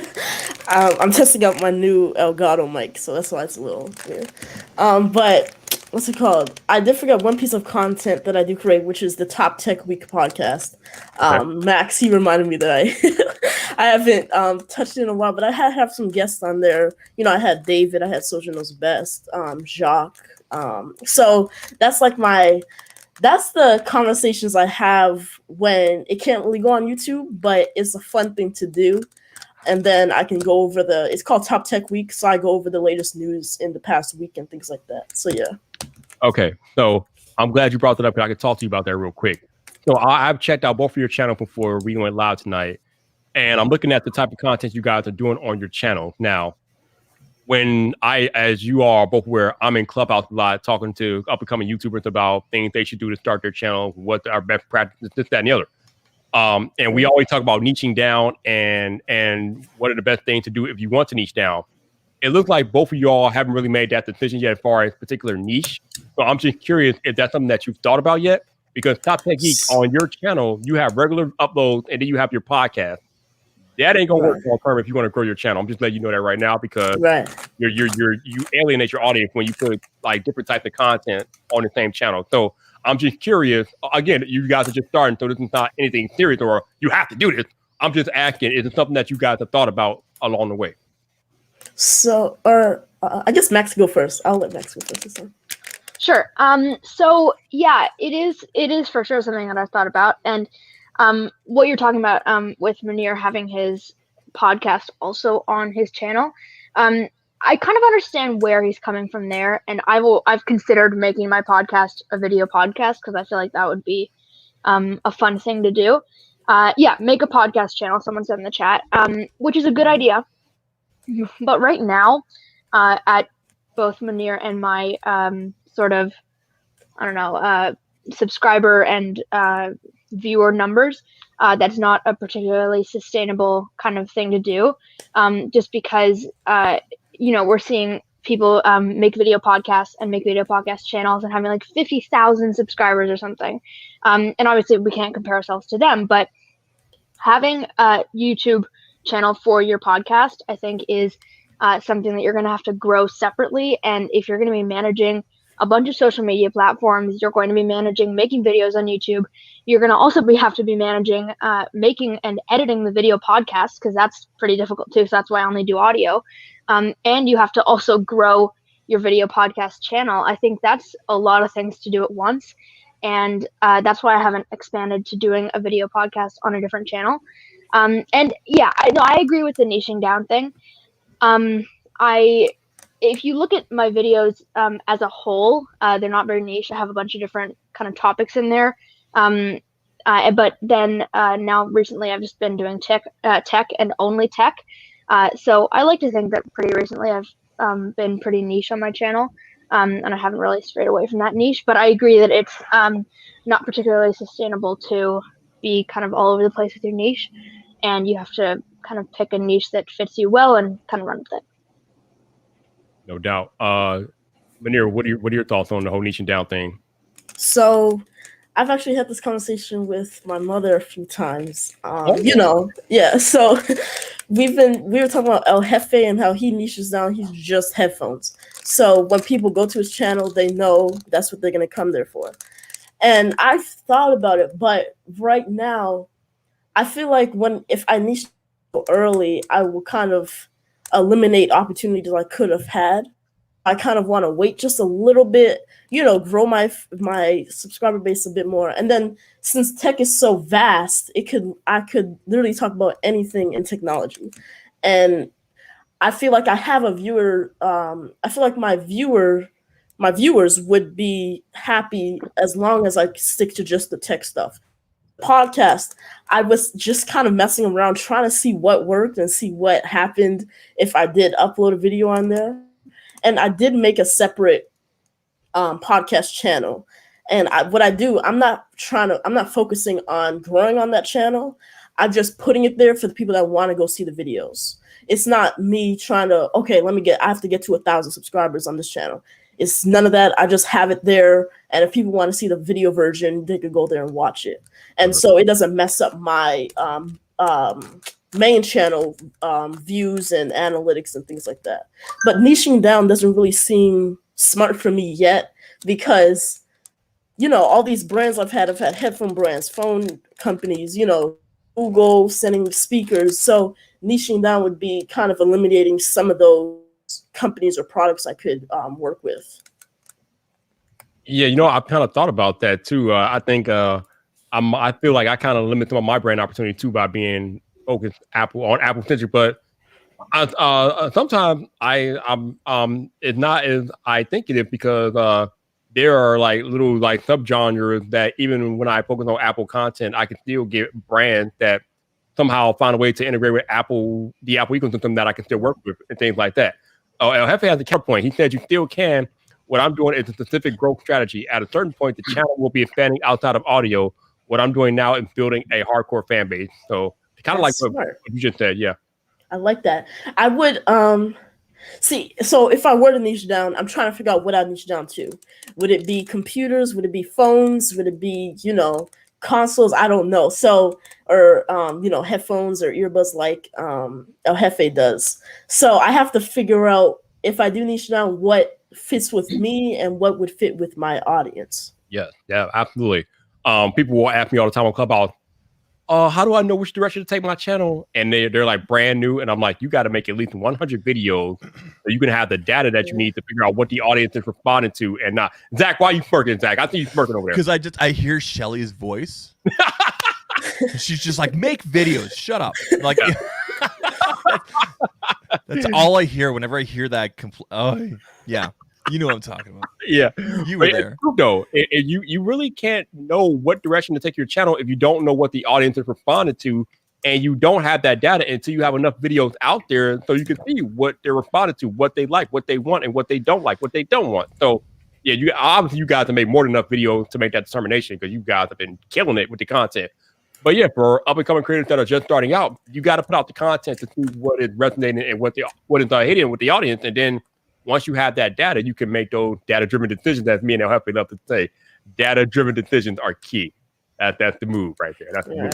If I could add one more thing there, so I just hit 100 videos, like what would it be, like a few weeks ago, and I haven't really, I don't have any more knowledge about what my audience likes now than later. I'm not saying that your point is irrelevant at all, but I do think that I'm not. I swear I'm not.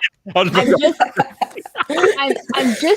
just saying that I don't know that I actually know what my audience likes right now because I feel like who my audience is right now is just people who found me from Twitter, I guess, or people who saw a thumbnail that they liked and then they clicked on the video and then they found my channel and they liked it and then they subscribed to it.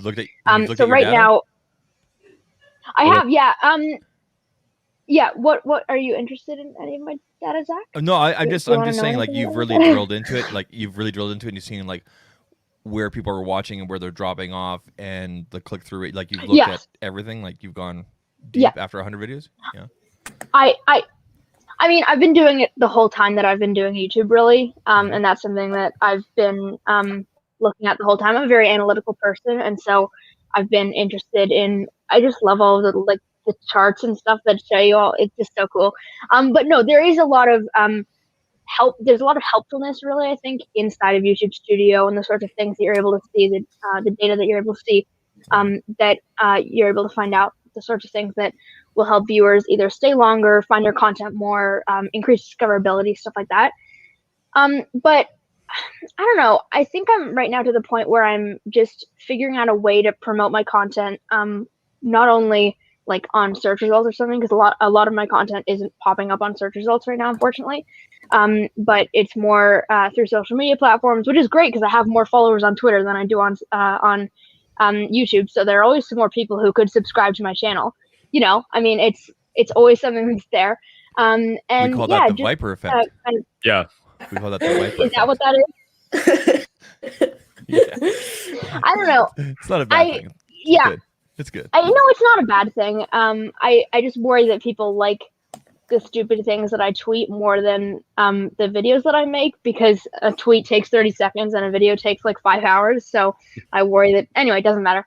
But yeah, no, it's all pretty difficult to take in. I think that nobody's really figured out the perfect way to grow a YouTube channel in like the very, very best way you can. Do all the big steps, do all the perfect steps to get there. It's all still, we're all still figuring it out. You could do this as well. You could take a look at your analytics and see, you know, what's big, what's doing good, and then take a look at like Google Trends and what people are searching for, and then see if you can find anything that kind of pairs up together, and then do videos on that, right? Because then when some Googles or the YouTube search, then you'll maybe hit those top search results or anything right now. Because right now, in the infancy of your channel, search is going to be your friend, your biggest friend, and obviously, and moving traffic from Twitter over to YouTube, I mean, it's always a good thing as well too, right? So yeah, not the easiest thing in the world, but it's not impossible. Yeah. So you all have been doing content for an extended period of time. So this next question is a fun one.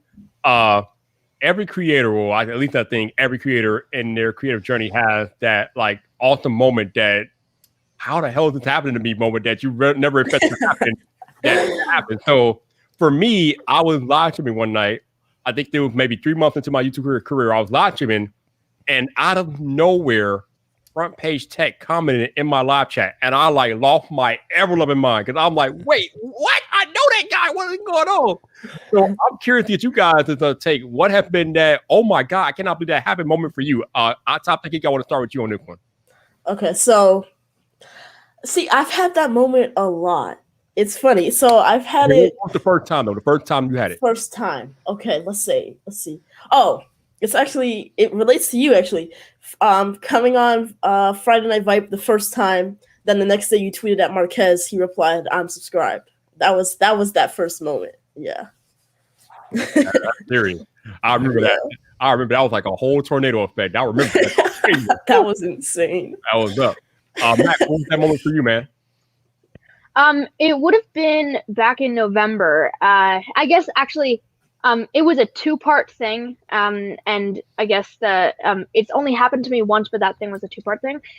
So in November, Siobhan Salmon, who's a pretty well-known YouTuber, Canadian as well, out of kind of nowhere, I just like posted a video, and he was like, "This kid's quality is insane. The future of YouTube is bright," or whatever. And I gained, whatever it was, like 300 subscribers overnight. So that was kind of crazy. And that sort of just sent some, I don't know what you would call it, like it was a ricochet effect. And so, like I was doing my content, I was doing what I was doing. I wasn't really getting any numbers back. I was making what I like to think were pretty good videos, and I wasn't really getting anything back for it. But then, which was fine with by me, but then he found my videos, and it kind of all came back to me overnight. And I'm not even exaggerating when I say that. So that was pretty cool. And then that January, I guess he was probably involved in that too. Front Page Tech also found my videos through a reply to him, and he commented on one of my videos, and then he like tweeted at me, and yeah, that was pretty cool. I gained like, whatever it was, like 250 subscribers overnight. So that was pretty nice. Wow. I've actually had a Front Page Tech shout out too. So if Front Page Tech is hooking all of us up. There's a lot of opinions about John Prosser out there, but the one thing you cannot take away from that man is that he supports the creator community, dude. Yeah. Like he kind of put me on the map. I know he's done things for Zach as well, and obviously it's nice to see that he's supporting you guys as well. Like that dude supports creators. So shout out to John Prosser and Front Page Tech. That's a real one right there. Yeah, for sure. Absolutely. Rockford Media, what's up, man? Thank you for the super chat, sir. I appreciate you. Thank you for tuning in, man. You're another young creator doing his thing. So Rockford Media, appreciate you. If you guys want to go check out Rockford, you should do that. Legit, no doubt. Cool. So, Mac, what's next for your channel? What any big projects you're working on, or got coming up, or what's up? Not really. I think so. Okay, so I've been I'm a big procrastinator, which is not a good thing. But anybody who knows me knows that about me. And so I feel like I never like to go past a week of uploading videos. And the last video I posted was last Sunday. So now I have tomorrow and like a bit of the next day to make the video. So now I'm leaving it until the end of the week again.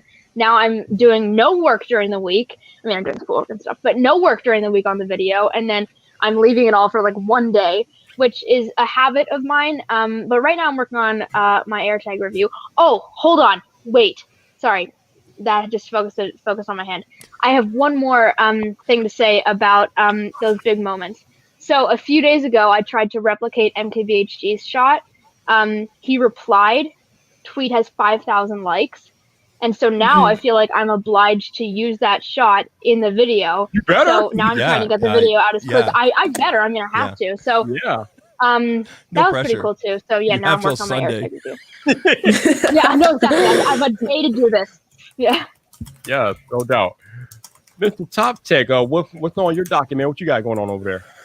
So a lot. I have like it's a mess. So I have a few. I don't have huge products on the way, but I have projects. I mean, I have a few reviews. I have to get the Surface Laptop 4 review. I want to get that while it's still fairly popular because it only came out not even a month ago yet. So I do want to get that out at least the next week or two.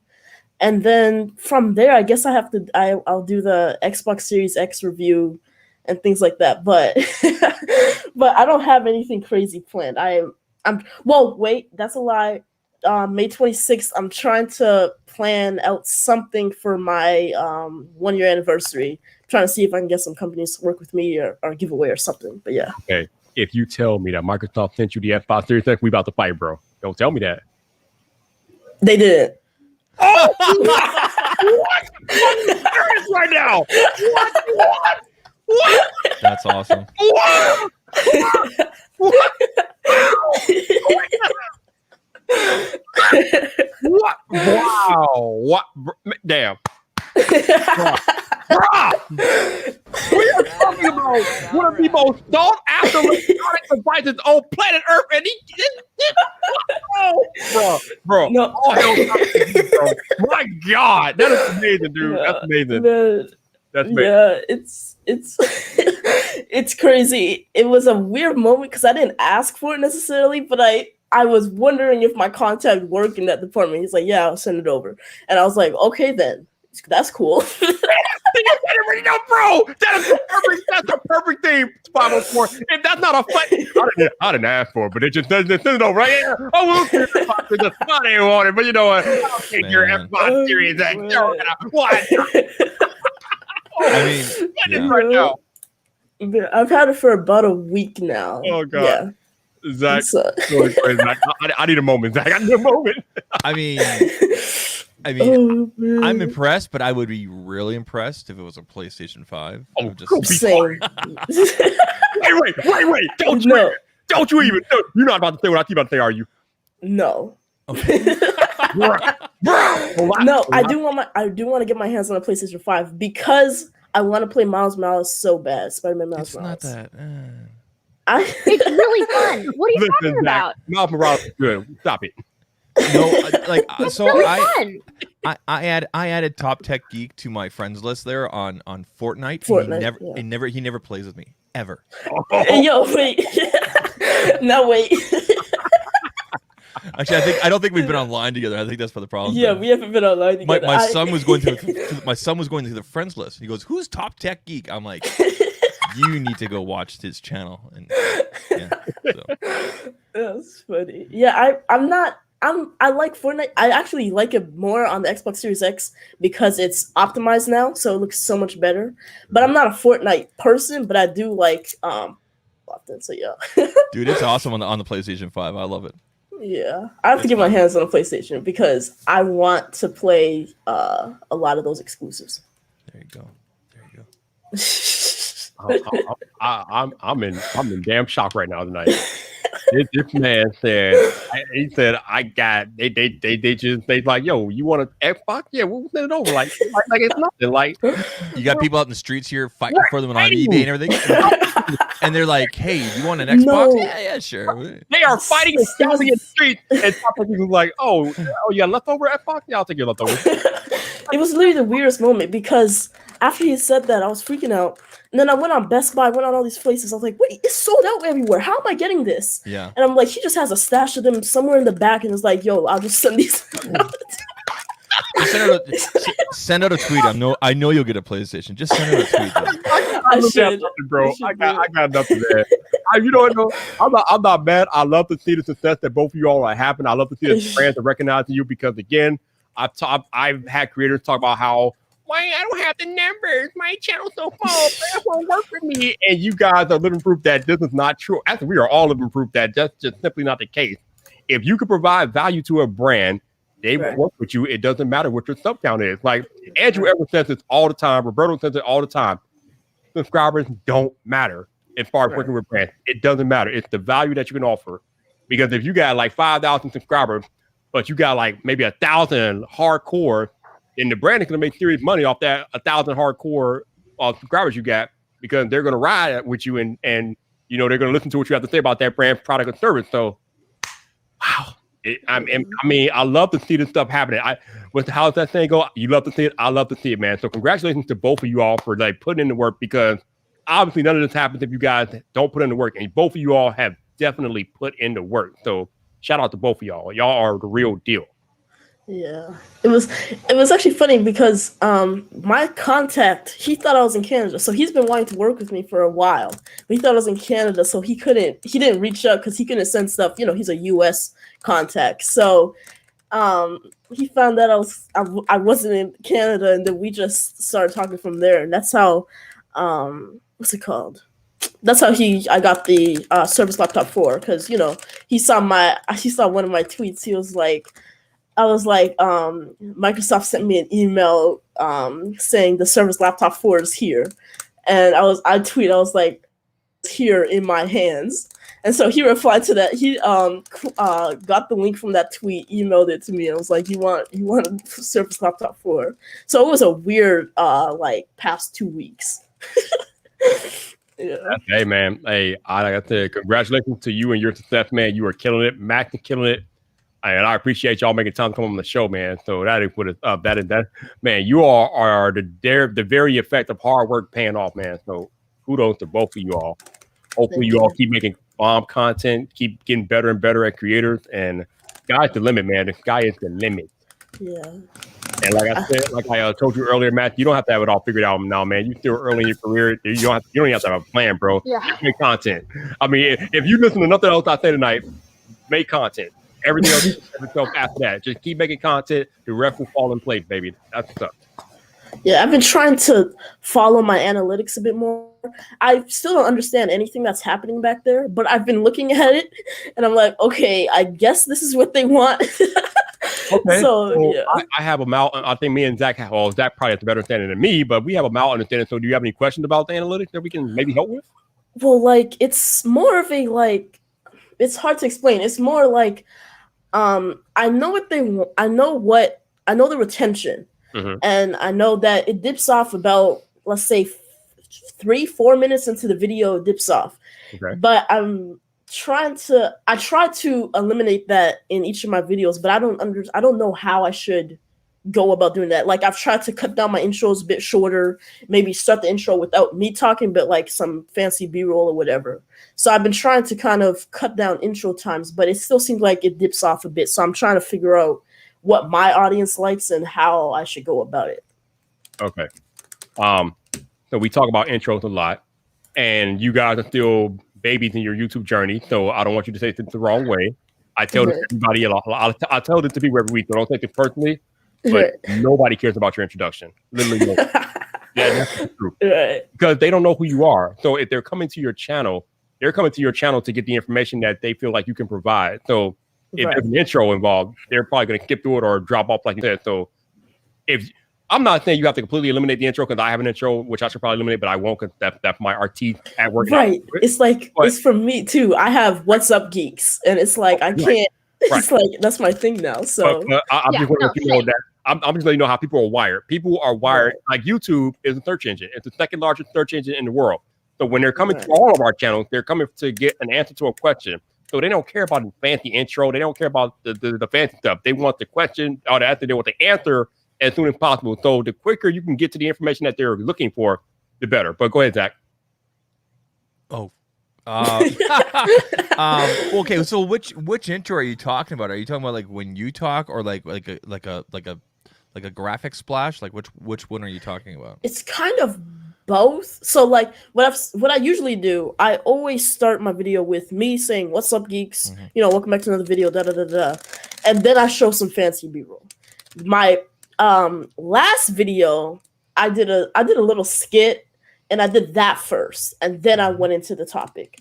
And I did find that performed a bit better because it didn't really help with the question that they were asking because it was S21 Ultra review. Is it worth it? So it didn't help with the question, but it was.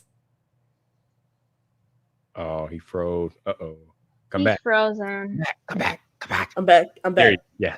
Yeah. Did you hear the last thing I said? No.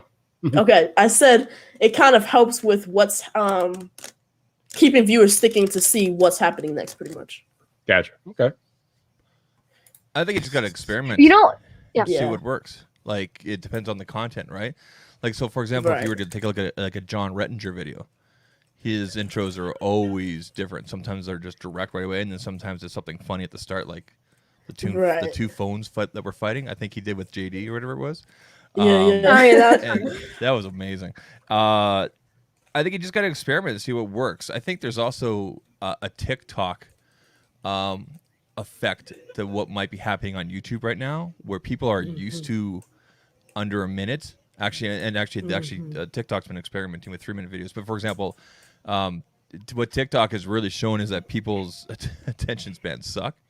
Right. Right. Squirrel. Right. So that's unfortunate. I'm not putting the blame there, but there's definitely that. So my suggestion would be just to experiment, because I used to have a big long intro and everything like that, and now I just I get right into it with my clips and everything like that. Right. So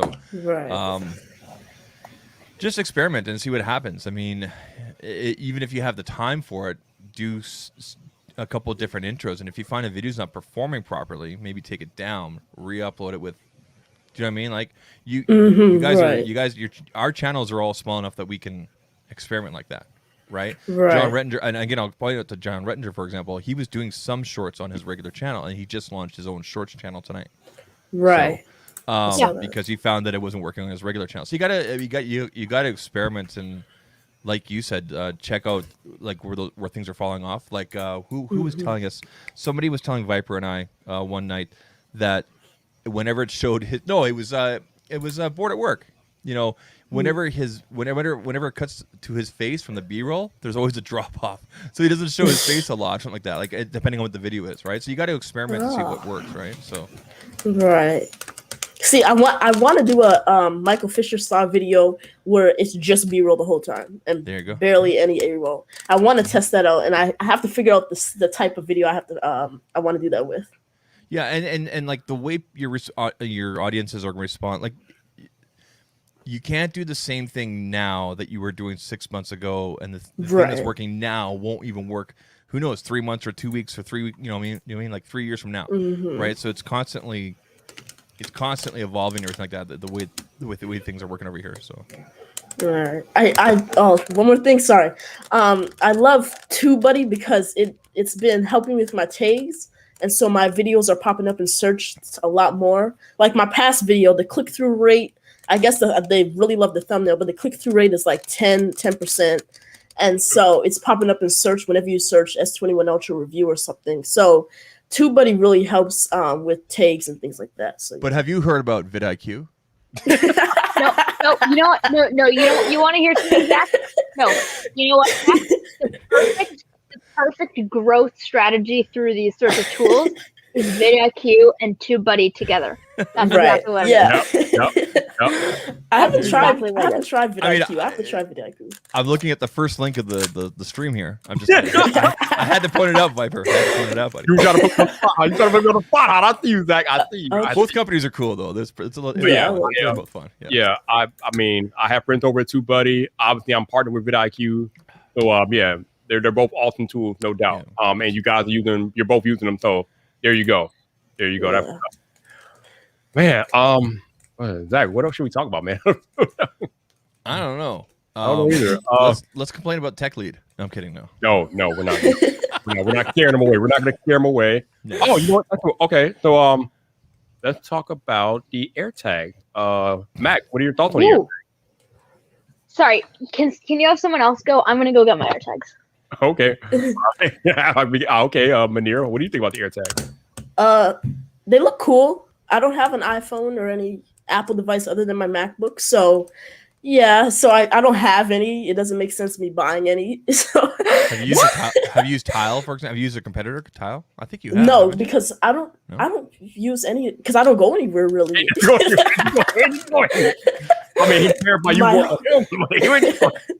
My home is this desk. Yeah, but wait. You own no iPhones of any kind. What? No, I'm so sad that I don't because all these new Apple products are coming out. I'm like, I want to test them, but I don't have an iPhone.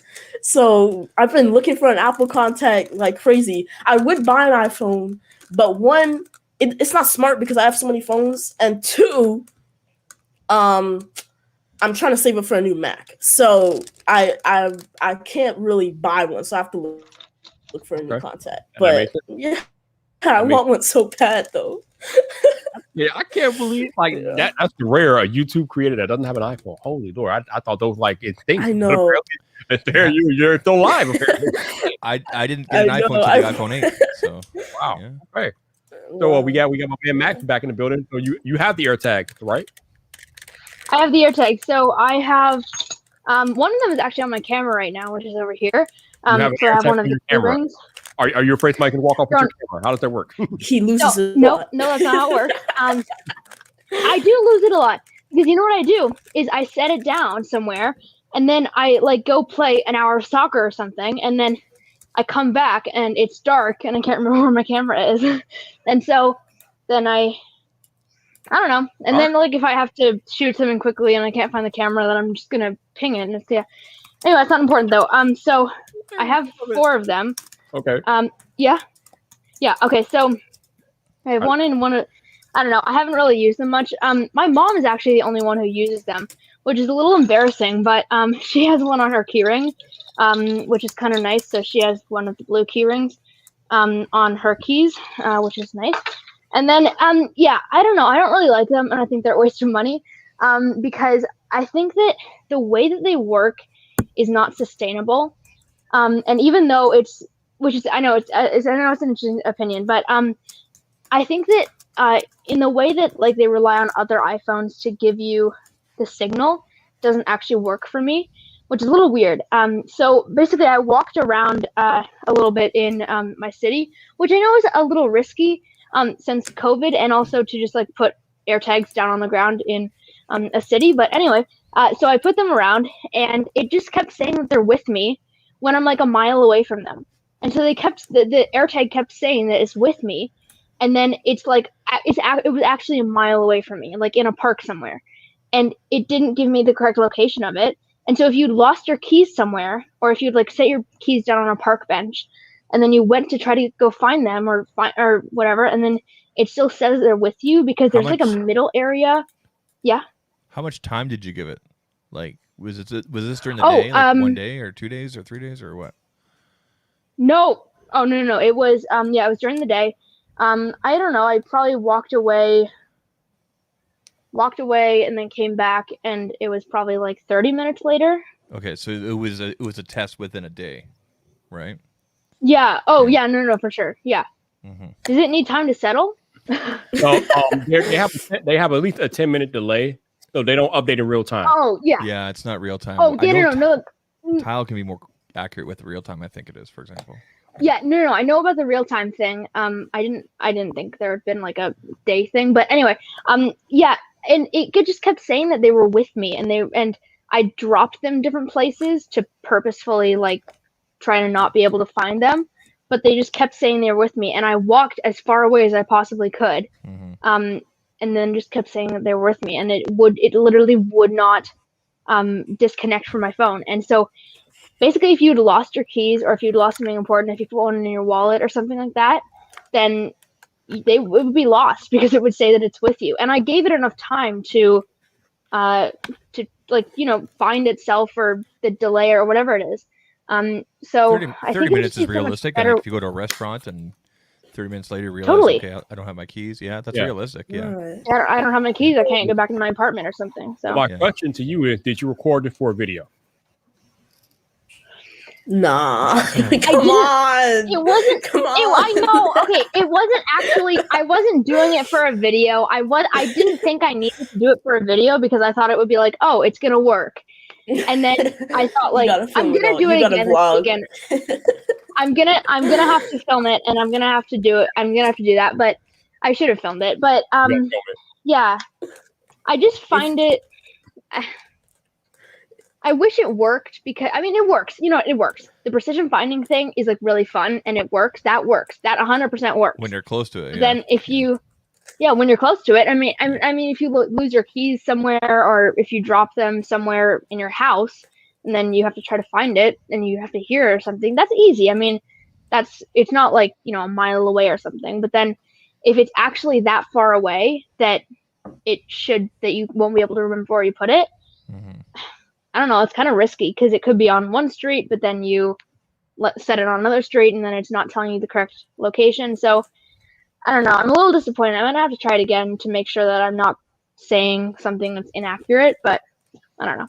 Yeah, it sounds like you might have to do some more testing just to make sure that that is what it is and they are that inaccurate like a lot of times because it could just be a glitch where it was inaccurate for that one time, but then it worked for the rest of the time. So that's just something that you have to test and see if that's actually the case. But I have heard of some people having similar issues with their AirTags, like with them like saying that they're on them when they're actually not. So we know that. I mean, obviously we're talking about a first generation Apple product, so it's going to be some bugs along the way. Well, you go ahead. Right. I mean, I understand that there's like a middle area between when it thinks it's with you and then when it's not. That's fine. I'm not complaining about that. But the fact that even further is, I set one, it was like 0.1 miles away or something, which is just, I think that's the minimum of what, that's the minimum distance where it shows you an actual distance instead of with you. And I put it there and then I like set it on one side of a field. And then I literally set it down in a field and then went to the other side of the field. It kept saying, this is a big field, by the way, went to the other side of the field, kept saying it was with me. And then it ended up just like not being with me. And then once it actually dropped connection and said it was 0.1 miles away, it like wasn't, and it gave me the wrong location of it. And so I knew where it was, obviously, because I put it there. But then if you had actually lost it and if you didn't know where it was, I mean, you wouldn't remember, you wouldn't know where it is.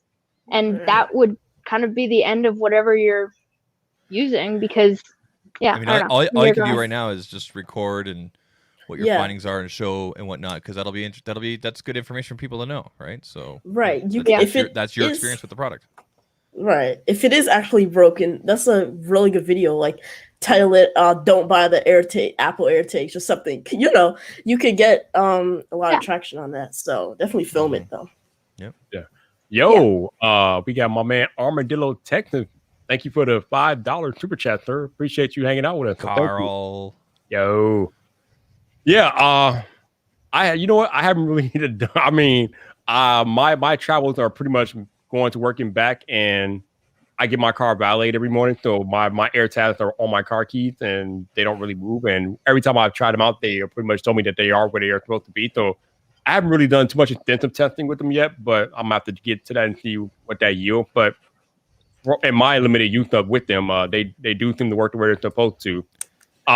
it was kind of interesting, Max, that you said that you don't the way the AirTag work with them relying on the iPhone network, that you didn't think that was sustainable. And I kind of like, huh? What are you talking about? That's like the whole point of them. But after listening to what you said, if they are going to be inaccurate like that, then yeah, I mean, the network doesn't matter if the network doesn't work properly. So you make a good point.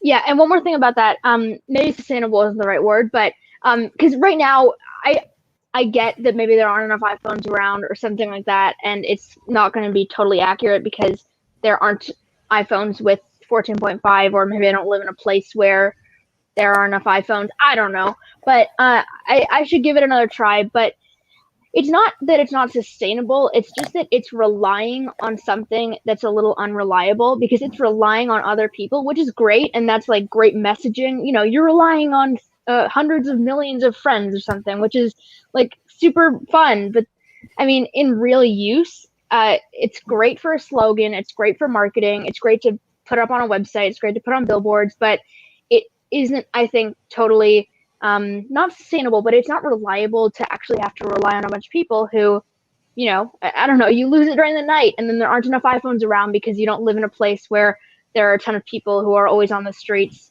during the night. I don't know. It's just a little iffy for me. So I think that I don't know what else I can do for version 2 though, but you know. I think you underestimate the power of the iPhone network. Yeah, I think so too. Well, at least with the North America, I probably right? do. Yeah, no, that's true.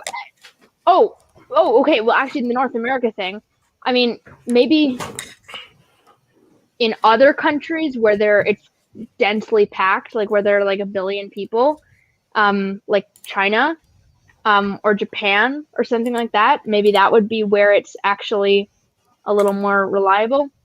I don't know. Yep. Yeah.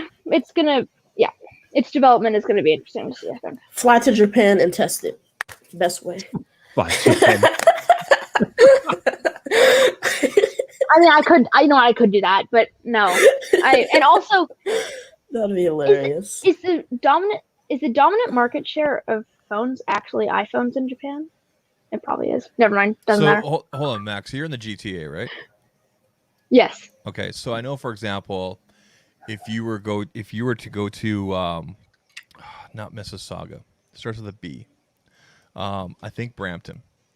The population density, the demographic that's there is mostly Android users, for example, in Brampton. Oh, wow. Whereas for example, Mississauga and closer to downtown Toronto, you're going to have more iPhones, and that's just because of the demographic that's within Brampton. So that's an example, for example. I don't live in Brampton, but I guess, yeah, I don't know. Maybe that would.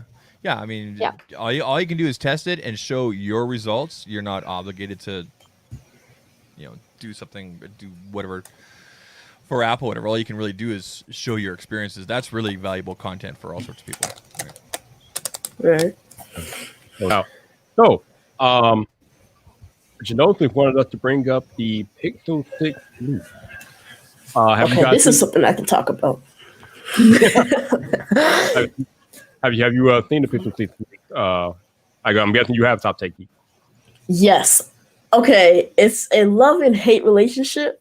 Well, not necessarily that. I love the new design. I just hope they pull it off right in real, like if you actually held the phone and it actually looks good. Because the renders, I know John Prosser, he said it looks amazing on video when he got official pictures, not renders, but actual pictures of it. But I hope they pull it off right, that it doesn't look too bad, because I love the new design they're going with. I love the it's like a white but a tinted white color on the most of the back of the phone, and then it has that orange top. So I'm excited for it. I daily drive the Pixel 6 anyway, so not 6, Pixel 5. So I'm excited to see what they. I'm like, you really are, baby Mark. You're driving the Pixel 6 already. Damn. No, that was that was a mistake. Was it? Yeah. Who knows? So, Max, what are your thoughts on the Pixel 6? Have you seen these renders? Or I'm out just thought, but what are your thoughts? Oh no, I have seen them. I don't know. I I think that the Pixel is a really, really good looking phone, as it is right now. And I think that the design that they've had over the past few years has been really, really good looking. I mean, the 4A, the 4A 5G, the 5, I think it's all looked really good. But it's definitely, they're just kind of going all out, which I feel like has been a trend with tech this year. Like Apple going all out, just putting the, what's it called, the M1 chip in the iPad Pro is just very like, we're just giving it our all. Like, you know what? We don't even care. Just have it. Like, whatever. Who cares? And it's a very. I think I don't think it looks like Google at all as we know it. It doesn't. Which is maybe it doesn't. No, I don't think it does. So yeah, I don't know about that, but it's kind of interesting to see if that's actually what it will look like. I'm pretty sure it probably would be. I'd be surprised if it wasn't. But it's a different place for Google to be in, I think, to move to what looks like a very different non-Google design. And putting their own custom chips in it is something that is, I guess this new design is a little symbolic for the fact that Google is now putting their custom chips in that phone. So they're kind of giving it their all on the internal side and on the externals. Yeah, it's interesting because the hardware. Yeah, it's interesting because for the last couple of years, they've kind of gone down the mid-tier lane with not bringing out the most flagship spec'd out phones, but like you guys just alluded to, and we have TH Gas, their new design. They're putting their own chip in the phone allegedly, and apparently they're going to be new displays. Zach, what are your thoughts on the Pixel 6, man? I think she looks sexy. I mean, I hope that's what the design is, man. I think it looks good. I'm totally getting like Nexus 6P / RoboCop vibes from it, like classic RoboCop. I think it looks good. I think if you do a differentiator, like that's your premium, right? And then your A series, it continues with the fingerprint sensor on the back, the plastic, whatever, to keep that price point down, because that's your demographic for that right there. And like Max said, you got your own custom SoC in there. It makes sense to do a revamp if you're putting your own thing in there. So. Okay, I got something weird happening on my end. Let's see what this is. StreamYard support. What is this? I'm confused. Oh, I might have triggered something, but there's. I think it. Did you give the link to anyone else? Because there's someone in the chat, in the private chat of this thing, that's not me. Under my name. What, really? Oh. I didn't get the link. Yeah. I see it. Hello, embargo ends next week. Actually, the only other person I gave the link to is technically T. So who is? Oh, so this person's not you in the private chat? No, it said the person says hello, embargo ends next week. TTG, I have a question. And that's not you. That's not me. I don't know who that is. I said, did someone hack my account? And then they're like, who? And I said, who is that? Who is you? Oh wow. I don't know. Maybe whatever. Doesn't matter. But you might want. I swear it's not me. I don't know. You might want to. Oh yeah, this is not good. You might want to change your Google password or something. Yeah. I'm not signed in here. Oh, you're not. No, it's not Google. This is What isn't StreamYard? What is this? Okay, now I'm really confused. No, this is not Google related. That's right. Okay, this isn't. I'm not even signed in. Yeah, you're on. Yeah, I don't know who this is. Yeah. I don't. Okay, I thought that was you. Okay, this is odd. No, I don't need to put in the private chat that the embargo ends next week. That's not. That. Yeah, I don't know what's going on here. This is very weird. It's not an account backstage, so I don't even know. Well, maybe there was a StreamYard support thing backstage, but now it's gone, and now it's here again. Okay, I don't know what's going on. I'm gonna. Maybe it's whatever. Doesn't. Okay, yeah, I'll just ignore it. I'm getting a little spooky vibes because I'm in a basement that's dark by myself. So now I'm like scared. No, I'm kidding. Never mind. It doesn't matter. Yeah, this is weird, Viper. I've never seen this before.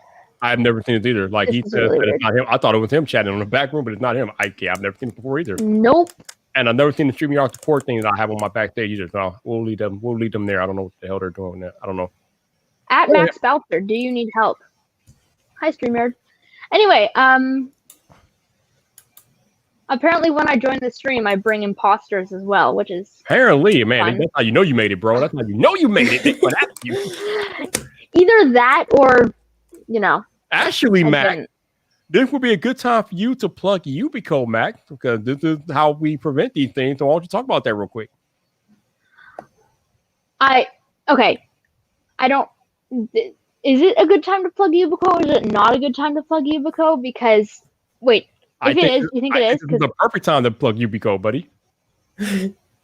Okay, hold on. Okay.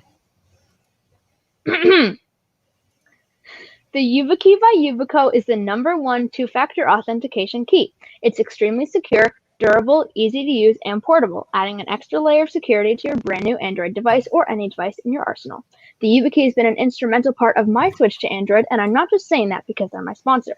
I genuinely wish I had Yubico in so many online experiences in the past, and chances are if you're watching this, you've had a password compromised even if you didn't know it.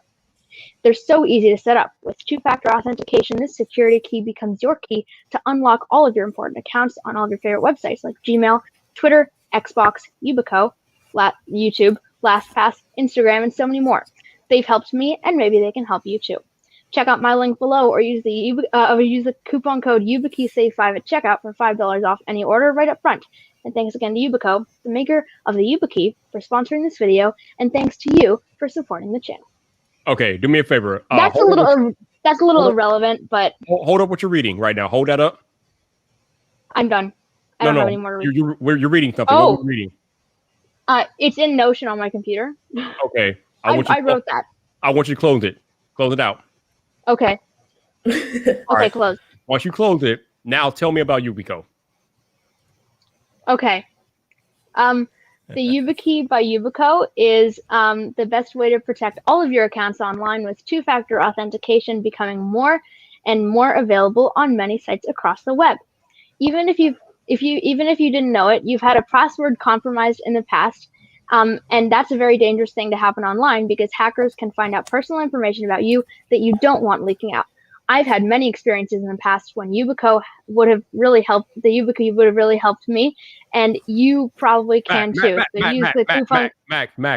I'm feeling this. I'm sorry. I don't want you to like regurgitate it. I just want you to tell me in your own words how you feel about Yubico. What it means for you. Okay. Okay. Okay. What am I gonna say? Let's see. You're putting me on the spot here. You could have DM'd me this earlier and told me that I need to compare some. Actually, that defeats the point, doesn't it? That completely defeats the point. Great. Oh my gosh, what am I gonna say? Okay. Let me provide an example for you. Basically, what I want you to do is I want you to tell me about. I'm trying to get you to tell me about Yubico in like the most like authentic human form and not like regurgitate notes and things. Let me tell you something, Mac. Let me show you how to. Let me show you how I do things with VidIQ. So, as some of you, I think y'all are aware, I am partnered with VidIQ. I am partnered with VidIQ because they are the most analytical tool that we as creators can use to grow our YouTube channels. If you check the back end of YouTube with their VidIQ tool, they got keyword search ranking thing going on back there. They got thumbnail comparison tools back there. They got even a tool that will allow you to compare your competitors and how they're doing. So VidIQ has all of these different tools that I use on a daily basis to help me grow my YouTube channel. And that's why I feel like you guys should try out VidIQ. So I just told you all of that pretty much from my using experience without reciting notes, because that way it comes across a little bit more authentic, at least to me. Now, this is my opinion, but it hits different when you're like reading notes and things from when you just say it from the chest. Maybe that can back me up, or maybe you can't. I don't know. That's just me. I agree. Whoa. Okay. I don't know how the troll got in here, but troll, you are not welcome. Goodbye. Oh my gosh. Yeah, I kicked that. Don't worry. I kicked it. This person. They've been in my comments before. Why is this scaring me? Why do I feel like I should do something? Yeah, no, that profile picture is my profile picture, and they cropped in on my neck. Okay, I don't see a profile picture. I just see this language back here that I know that's not cool. I don't know how they got in here. It's very weird. And I don't really know how to kick them. Here, we're gonna kick that from the video. I don't know how they got in the back. I don't know how they got back here. Okay. Okay, I gave you the link via Twitter. So somehow they have access to your Twitter, dude. So you might have to change your Twitter password or something. Yeah, they have access. Wait, they do? Twitter. They have. That's the only way they could be here. I gave you the link through your Twitter. So Is they that beef have that we kept on Twitter. hearing? Oh Is my that gosh. that account, Yeah, Viper? yeah, yeah. Oh man. Oh Bye-bye. gosh. Okay, I Yeah. just banned them Oh, from no. the studio. So yeah, go change your Twitter Okay. password. Oh wow, how they keep getting back here? Damn.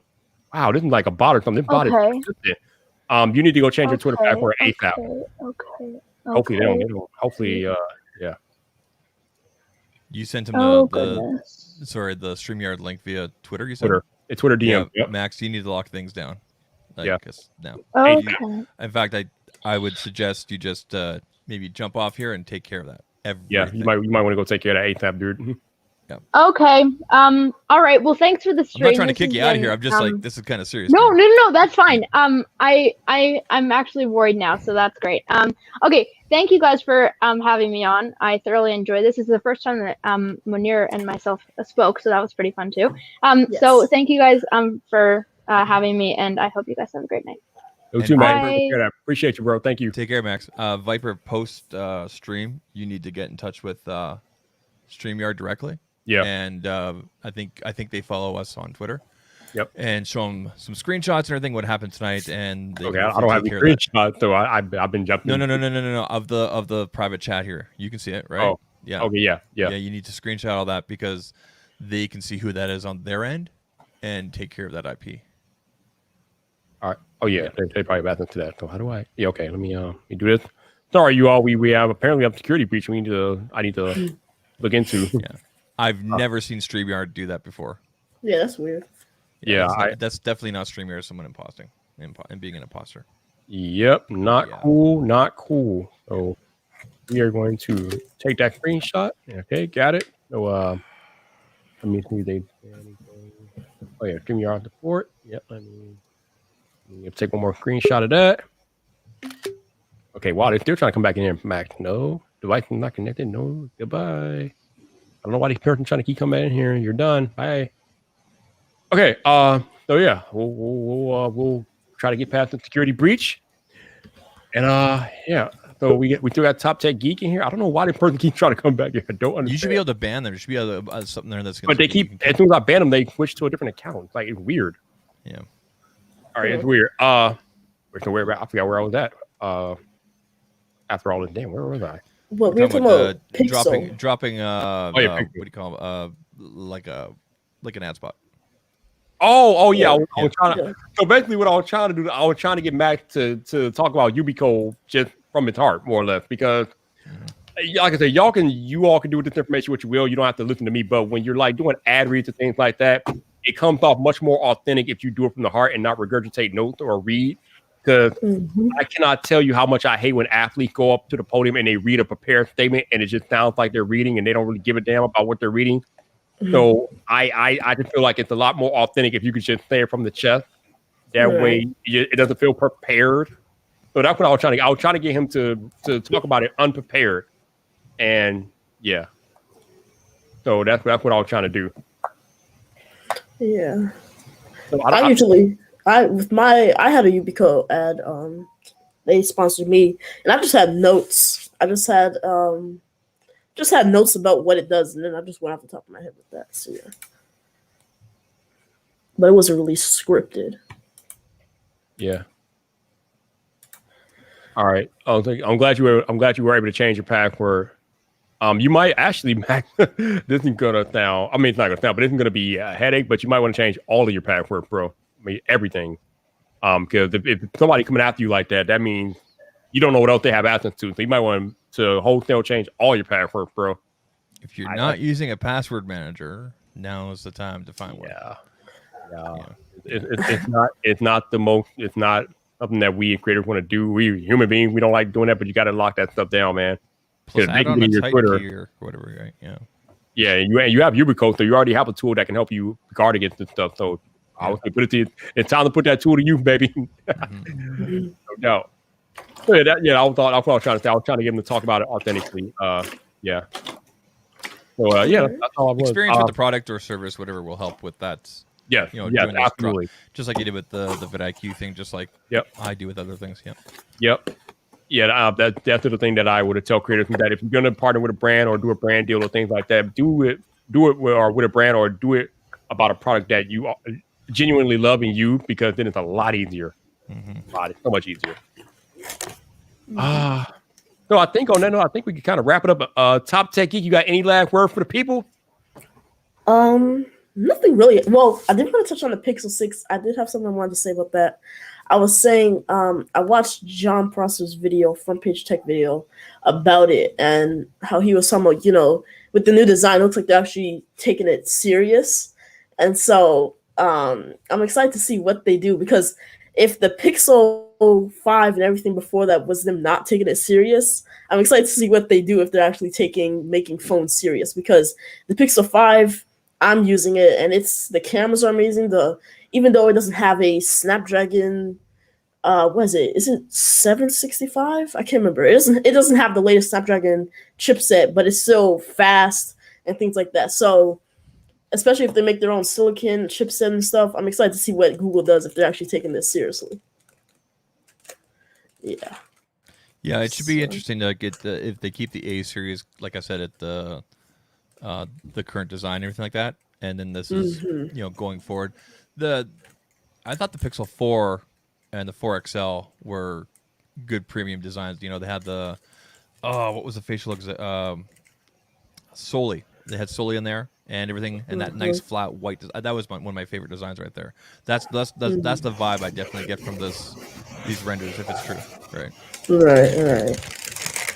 Yeah, for those of y'all in the chat saying that Max was doing it on purpose, I don't think so. That problem kept popping up. I don't think I hope he would do that. I don't think that. No, I think he got hacked. It's happened before, so he needs to lock down everything. He needs to go through everything tonight. Yes, I agree. Top Tech Geek is definitely cool. That's why I allow cool people. I don't have just anybody come on my Friday Night Viper show. So I got cool people that come up in here. So yeah, Top Tech Geek is cool. My man Zach Talk Tech pretty cool. Technically, T, I guess, had to go do daddy duty. He was supposed to be here, but I guess he had daddy duty, so we'll have to catch up next time. But on that note, I think we can wrap this up. TechTuber Lounge tomorrow night on Clubhouse, depending on how the turnout is. If the turnout is good on Clubhouse, we'll stay on Clubhouse. If the turnout is meh on Clubhouse, we'll probably move it over to Twitter Spaces. So, other than that, I appreciate you guys hanging out on Friday Night Vibe.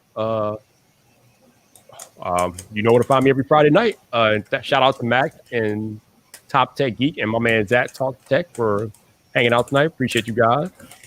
Sure. Zach, are you gonna get a sponsorship for your beard? My beard needs its own zip code or postal code. Yeah. Seriously, are you? All right. What's that beard trimming company that's out there? I forget their name. Well, I use Philip DeFranco's beard oil. It's good stuff. Okay.